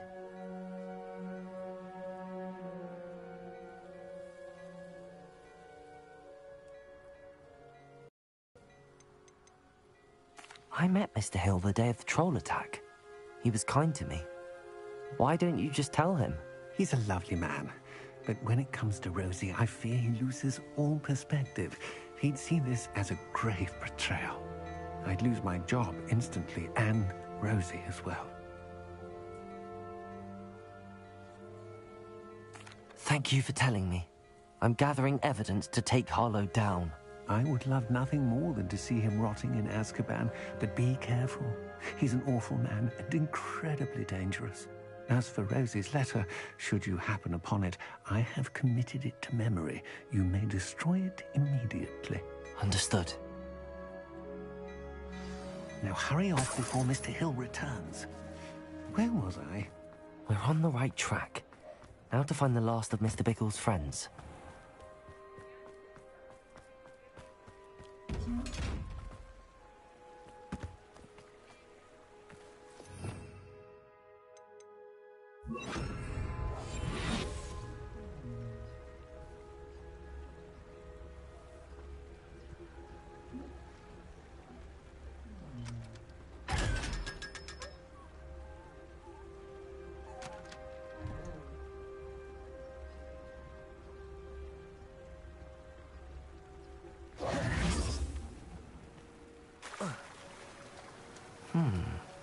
Agabus Filbert must be around here somewhere.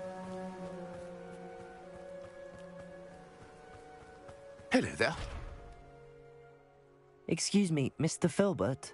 I wondered if I might speak with you about your dealings with Theophilus Harlow. I hope to ease Mrs. Bickle's mind by gathering evidence against him. Oh, tragic, what happened to Bickle. He wanted me to speak out against Harlow for an act of violence committed against me. But I feared Harlow's retaliation, and so I refused.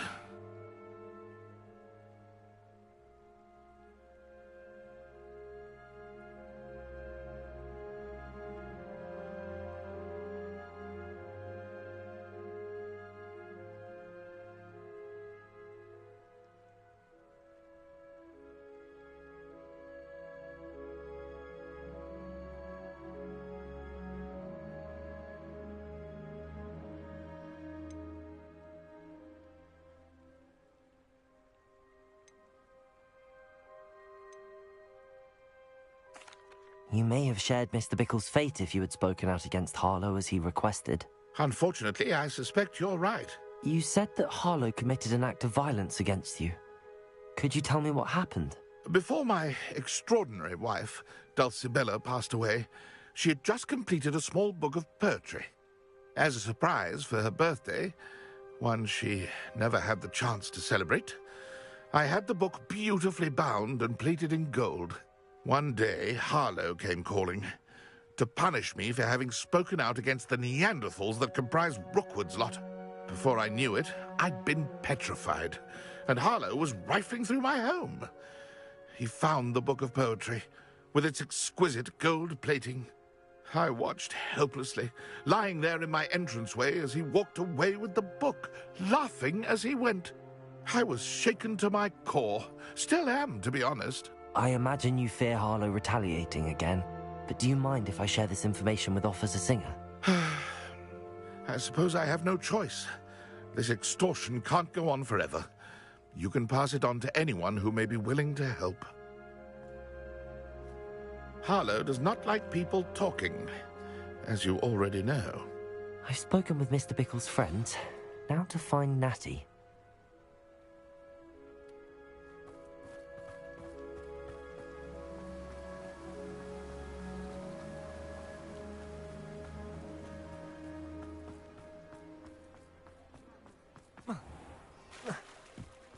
Not much of the dark arts.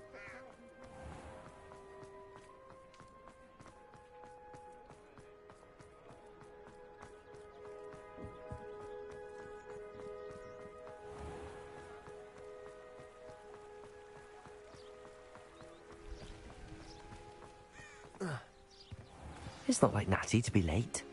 She said she was going to the Hog's Head. Perhaps I'll find her there.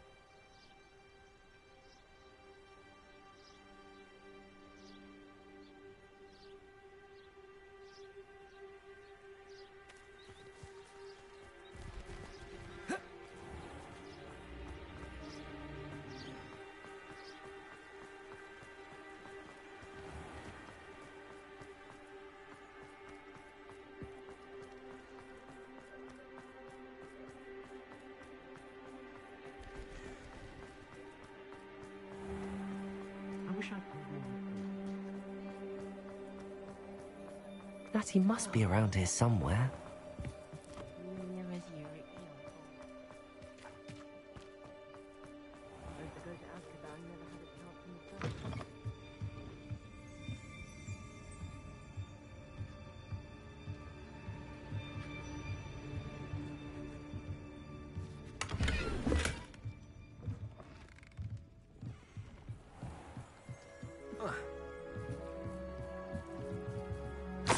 Ratty's wand. She can cast without it. She wanted me to find this. She's in trouble. Revelio will show me where she was taken. Revelio!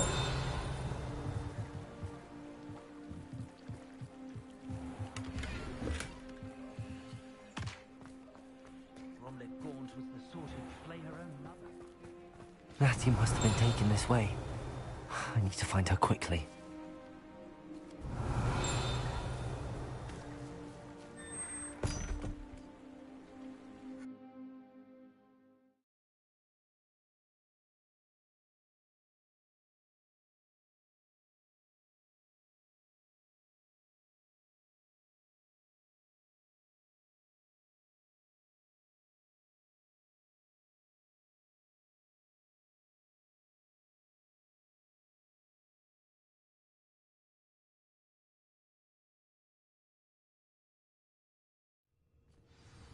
The footprints led to this room. There must be another way forward.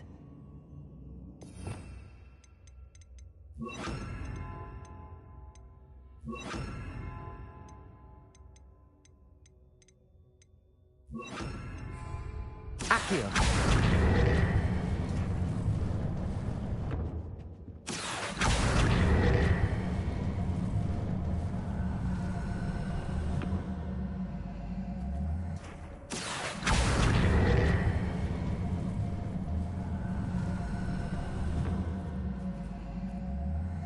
A hidden door. Natty must have been taken this way. I need to find her quickly. When we're done here, I'm going straight to the Hogshead. Or perhaps... I'd better be sure I'm not seen.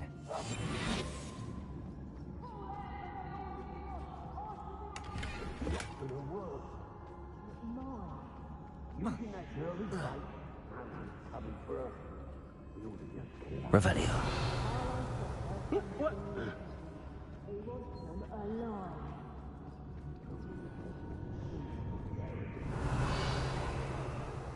Just keep an eye on it.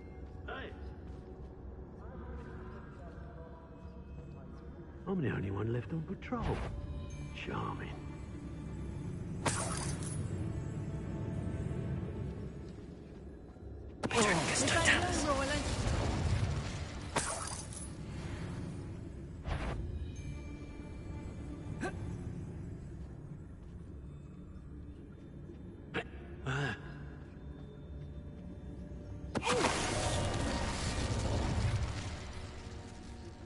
I may go to Hogsmeade later, stir up some trouble. They need to be reminded that we're still running things. An aversion to the dark arts merely highlights an immaturity of thinking, in my mind. Ben, you should... Accio! Confringo! Levioso! Expulso! Flash! Accio! Confringo! Had enough? Accio! Expulso! Confringo! Quite conductive, huh? You will pay for your deeds. Expulsion! Accio! Levioso!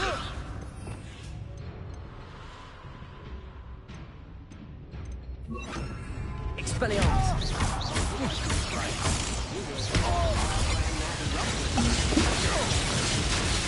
Confringo! Expelliarmus! Give it back! Accio!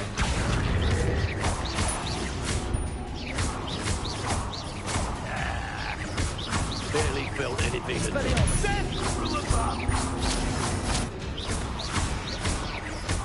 Confringo!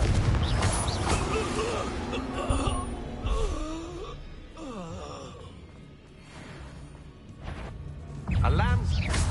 Levioso! Accio! Expelliarmus! Confringo! Die for that. Found ya! Levioso! This is a fast way to get yourself killed. Do you know that? Expelliarmus! Confringo! Expulsion! Now, this is becoming... What are your thoughts on electricity? Levioso! Expulsion! Now, where did it go? Confringo!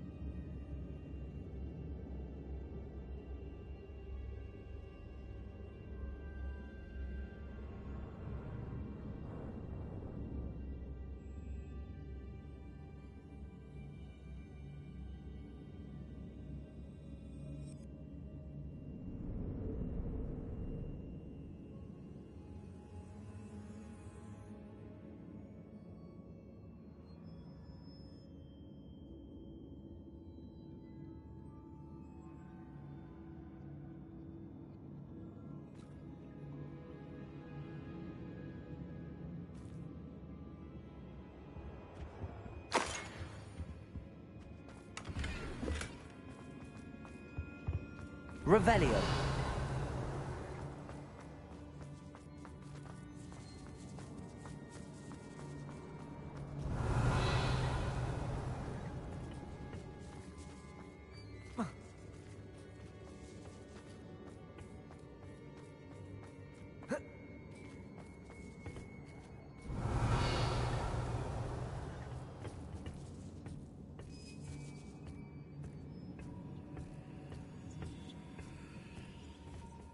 Revelio.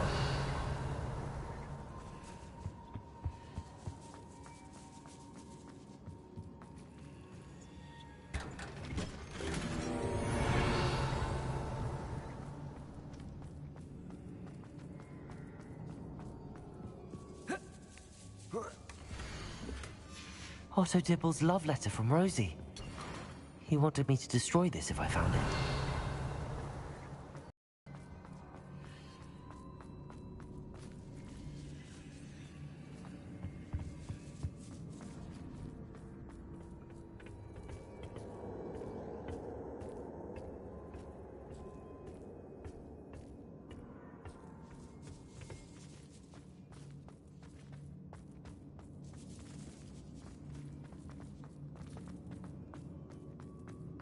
Revelio.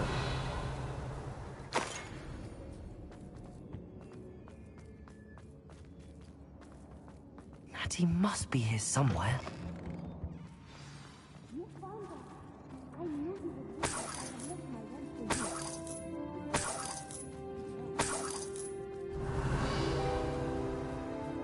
Aloha Mora.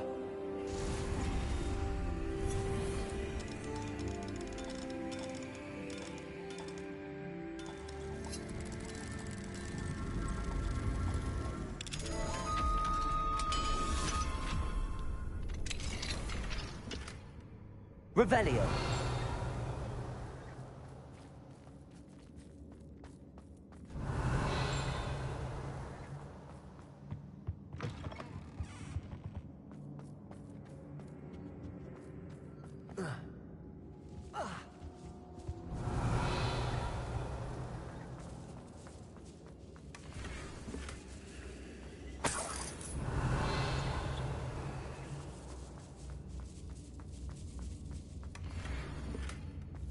Revelio.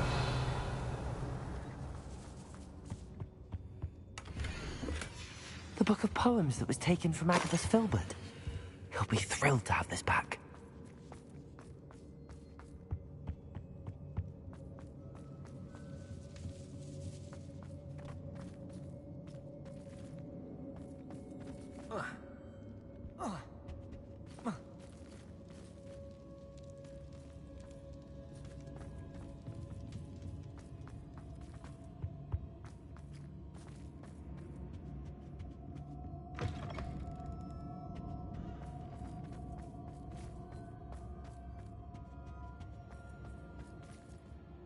Mr. Rabe, Daisy told me you'd been abducted. You spoke with my wife. How is she? Worried about you. Are you all right? I am all right. Thank you for coming. These locks are cursed, and there's an anti-apparition jinx on the cells. Even Natty's skill with wandless magic cannot free us. I need you to find my wand. Mr. Rabe, I found your wand. Well done. I knew it was nearby. Now, you best stand back. One never knows how a curse will react to being broken.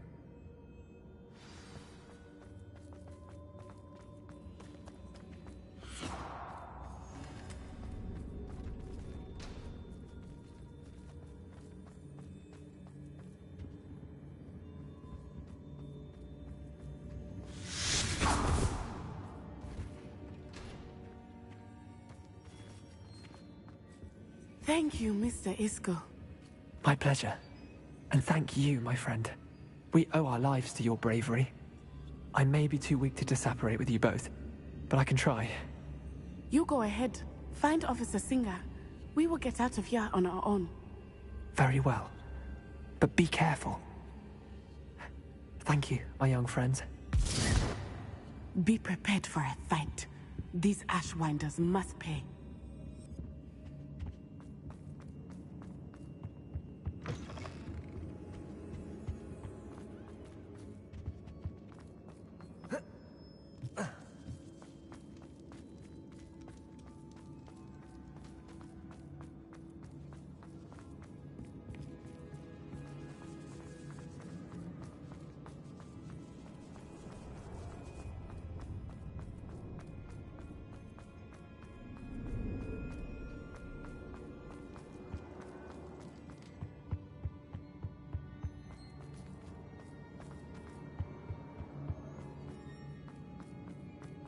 Let's find Officer Singer and put an end to Harlow once and...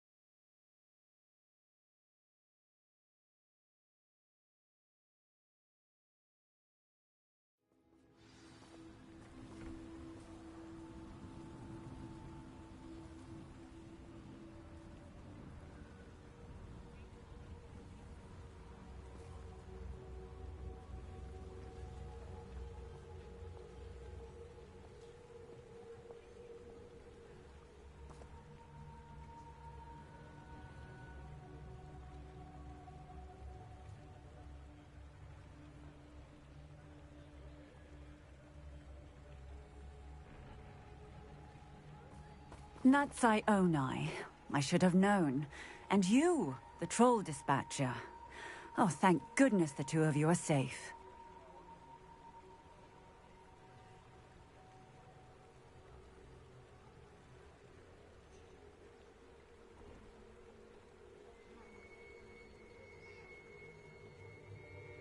Isco Rabe told me a couple of students had rescued him.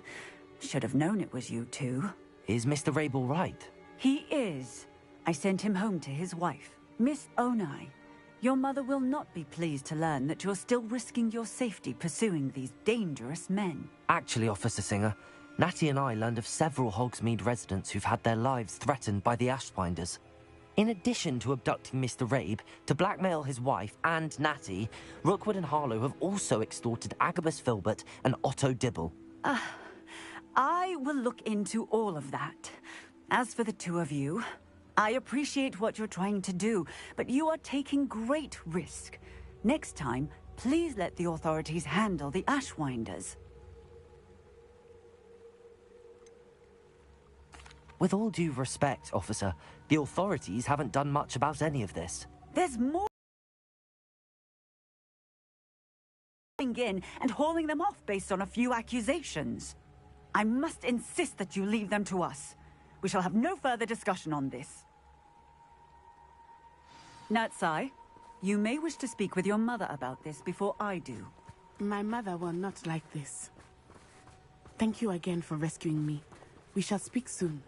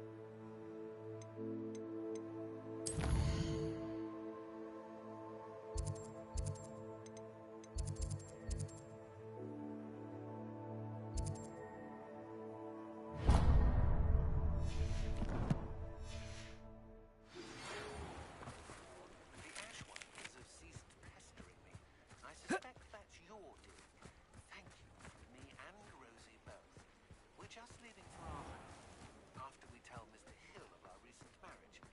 Wish me luck.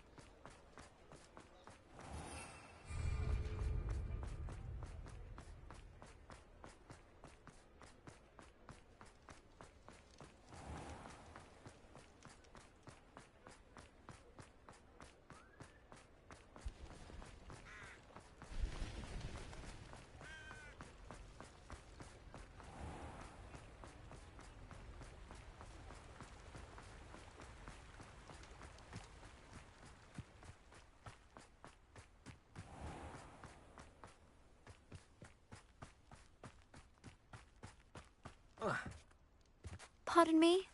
Might I ask a favour of you? Hello. Is there something I can help you with? How do you do? I'm Satirissa Tugwood, and I have an exciting business proposition for you. Now, it may surprise you to learn that someone of my obvious esteemed lineage would be in business. But I only want to help the less fortunate.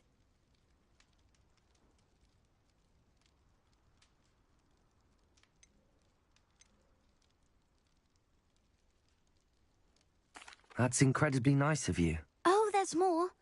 You see, I've been experimenting with a new beauty cream. A cream that will rid our glorious school of the hideous, greasy pustules plaguing our poor pubescent classmates. But I've run out of the key ingredient, Bubatuba pus. Bubatubas do grow in the Forbidden Forest, however. If only I could pay someone to collect a few for me.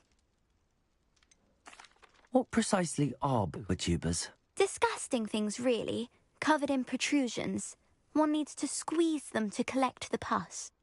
They smell simply awful and seem to move on their own. Ugh, I wouldn't go near the things if it weren't for my devotion to my classmates. How on earth did you discover that bubatuba pus clears one's skin? One cannot rely on spells for all appearance enhancements. The errant cast, for example, could relocate one's eyebrows entirely rather than merely thinning them. My darling and now perpetually surprised-looking neighbour discovered that on her own. Poor thing. I am convinced that beauty potions are the future. I'm forever looking for ways to make this world a more beautiful place. I suspected that if pure Booba pus could cause boils, an altered form would likely reverse such abominations. And I was correct.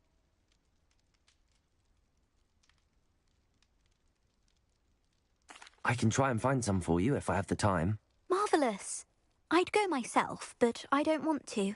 I only need a few Booba but they grow wild, so you'll have to look around. Our spotty classmates are counting on you, so you mustn't tarry. Into the Forbidden Forest for Booba.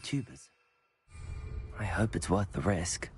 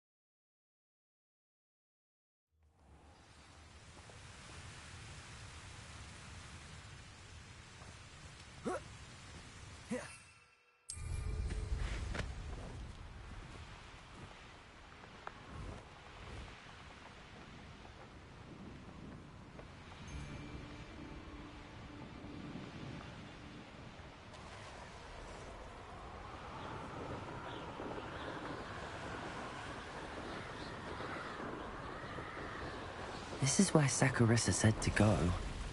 Now where are those Booba?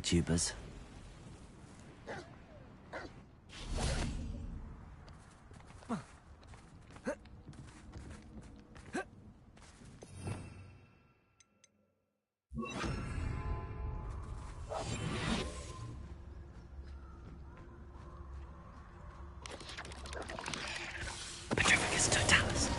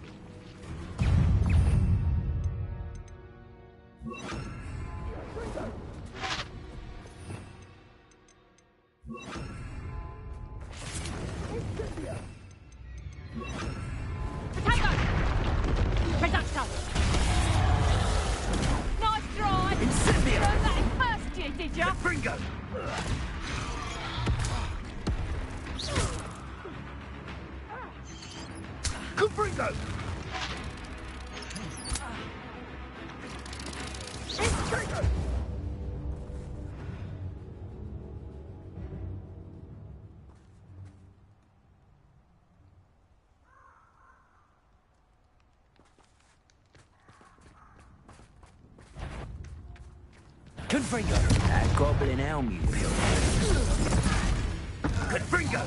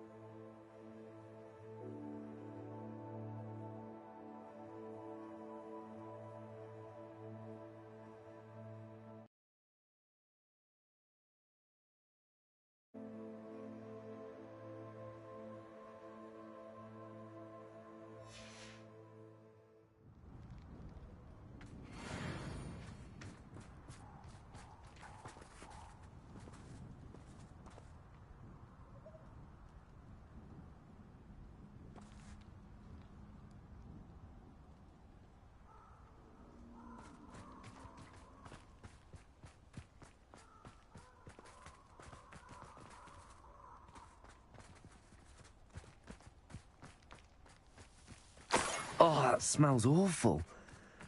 Only 4 more, thank goodness. Revelio.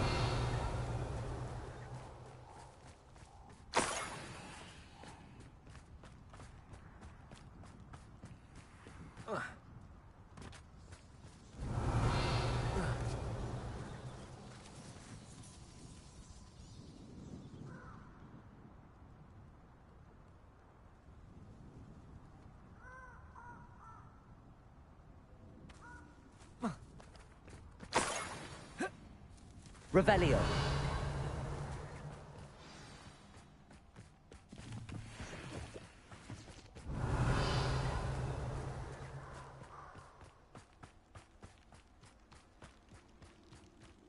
Just my luck. Bombarda! Confringo! Accio!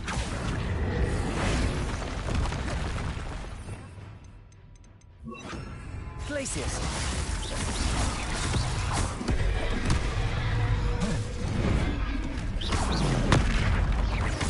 Accio! Confringo! Potato! Stupefy! Bombarda!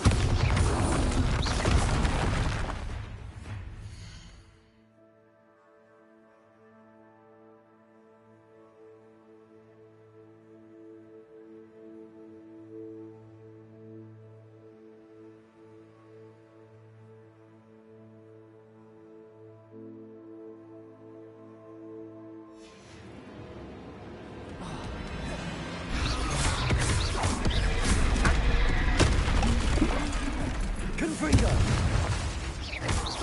Glacius!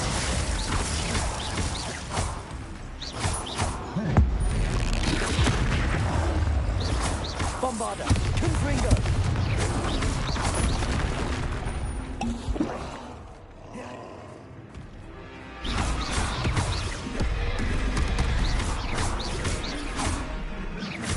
Glacius! Bombarda! Confringo!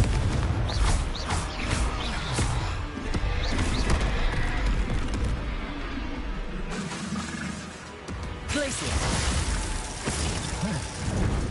Confringo! Bombarda!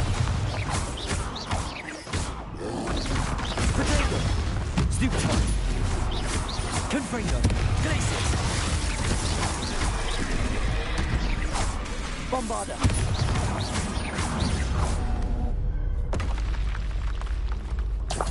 Revelio!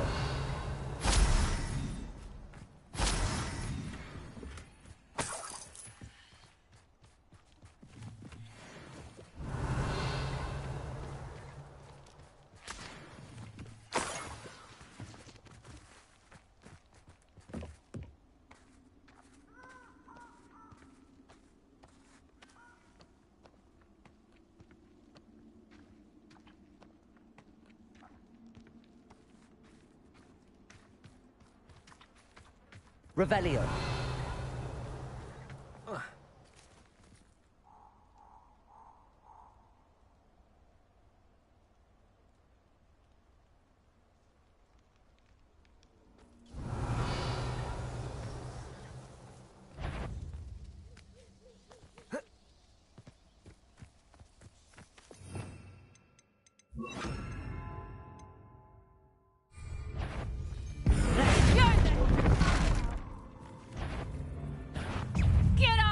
You insolent child!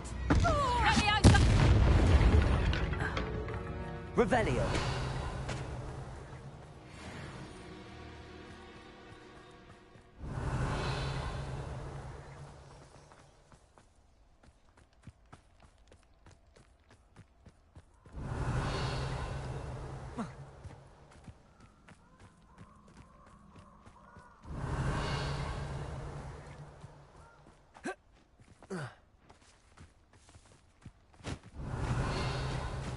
Confringo! Revelio.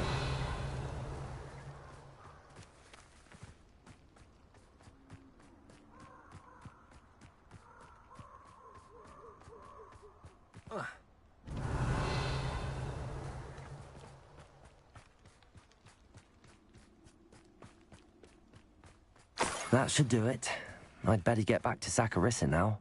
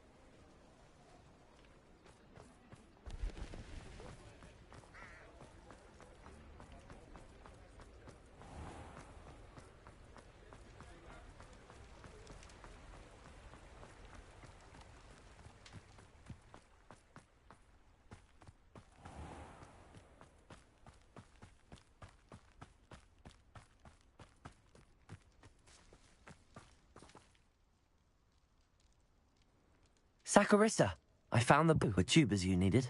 Splendid. I hope it wasn't too much trouble. May I have them?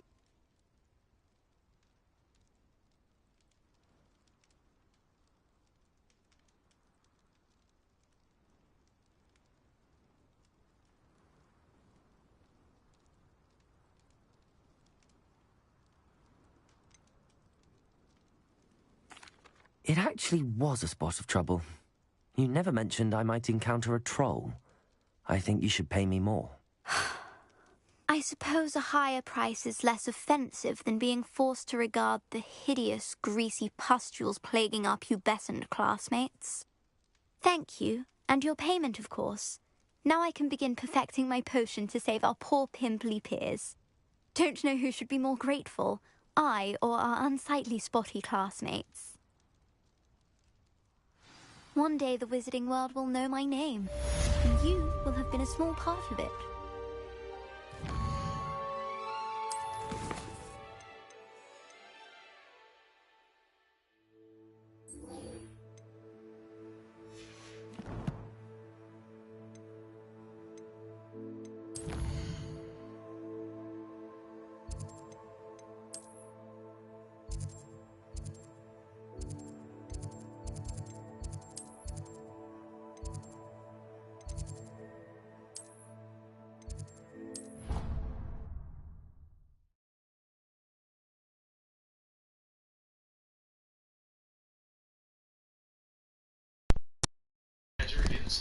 He used his second moon skill to attack again, pinning Jinyoung hard against the wall. But Kageru ran towards him to attack again, noting that his exoskeleton was very tough. Then he used his third moon attack. Kageru was about to hit Jinyoung's shoulder, but Jinyoung managed to strike back with his sharp arm. When it almost about to cut off Kageru's head, Kageru chopped off his arm just in time. This surprised Jinyoung, while Kageru told him that his sword could cut through even diamond. He then beheaded Jinyoung with his sword. Jinyoung collapsed on the ground without a head and an arm. Kageru wondered why their hunters had lost to such a creature and lamented that it was a shame. Jinyoung lay on the ground, decapitated, when he remembered his father. His father was always busy because of work, but he was a kind and friendly man. Jinyoung appreciated that about his father, but his father had passed away, saving him, and with his death, the family business failed. They were left with a massive debt, and his mother's soft hands had become rough. He asked his mother if she was okay. His mother smiled at him, her smile weary, and assured him that she was fine. Yet every night, he lay awake listening to his mother cry. She cried because of him, and thinks he was someone shouldn't be alive. His mother looked at him fearfully, and he, trembling, told her that he felt awakened.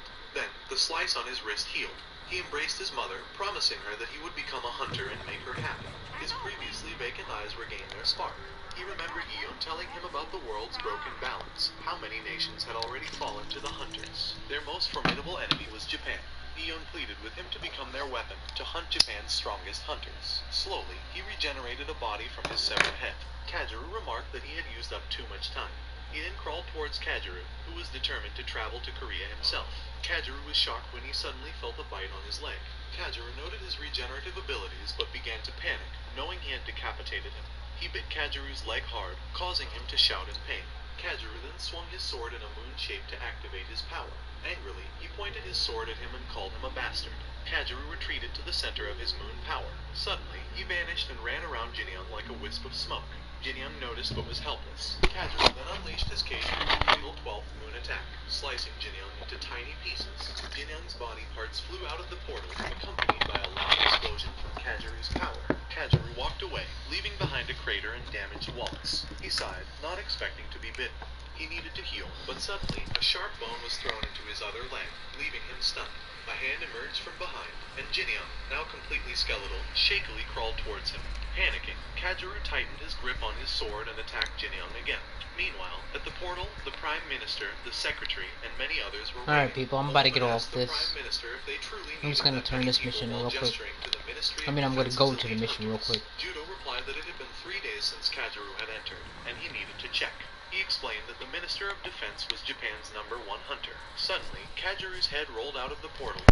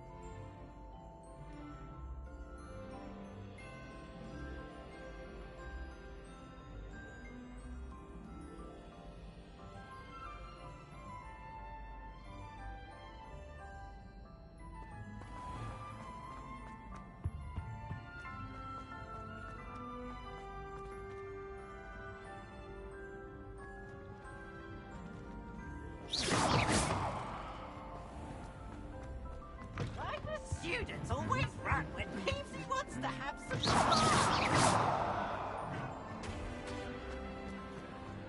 Ah, I have been meaning to speak with you. I still can't believe we escaped the Ashwinders. You may not realize it, but you are the talk of the school since you saved me that day. I wonder how everyone knows about it. I told my mother in the hope that she would be more forgiving of what I have been up to if it came from me. She likely told other professors, and news travels quickly. Unfortunately, she might, in fact, have been even less forgiving than I'd hoped.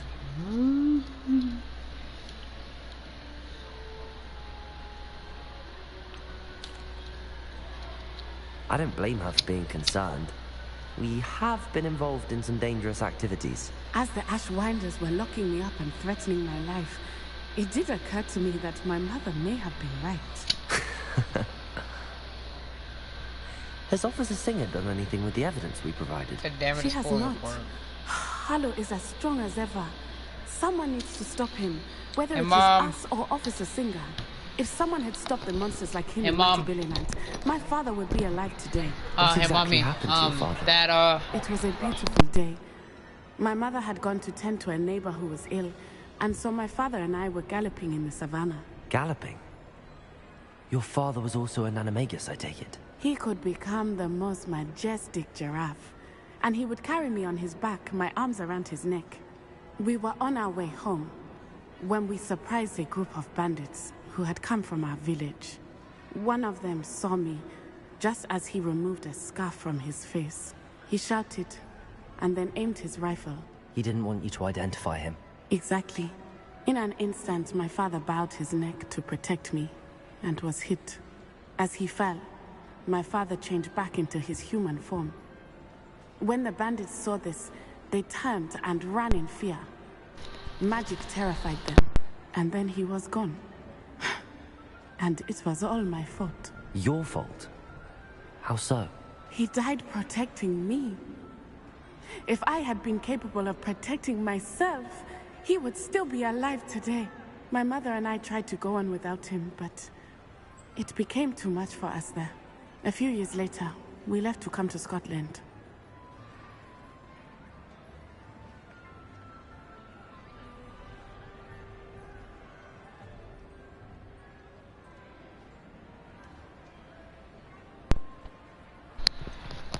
Do you think taking down the Ashwinders will avenge your father's death? No. Vengeance is not what... My father would not want that. He and my mother raised me to believe that it is a privilege to be able to fight for those who cannot. I know there is risk involved, but I feel it is worth it. I am glad you seem to think so too. What does your mother think about all of this? Well, as you saw, she worries a great deal. She is an excellent seer, but I think it bothers her to this day that she did not see my father's death coming. She misses him, as do I. So I believe on some level she understands my need to seek justice in a small way. But that does not mean that she likes it. Do you think your father would approve of the things we've been doing? Oh my, that is a good question. In theory, yes. Although he would worry as my mother does.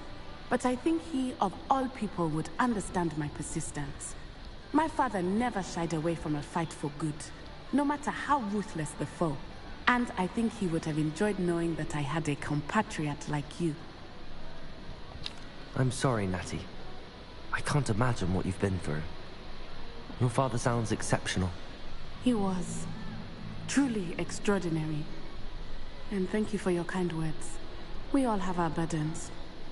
My father had a saying about that. Yes, I remember. Rain does not fall on one roof alone. Exactly. Soon you and I will put an end to the Ashwinders, beginning with Harlow. And once he is gone, we will turn our attention to Rookwood. We are making progress, and we will succeed.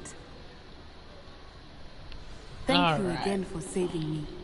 You deserve all of the praise you have received.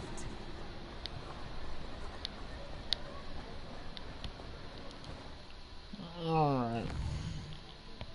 Next mission.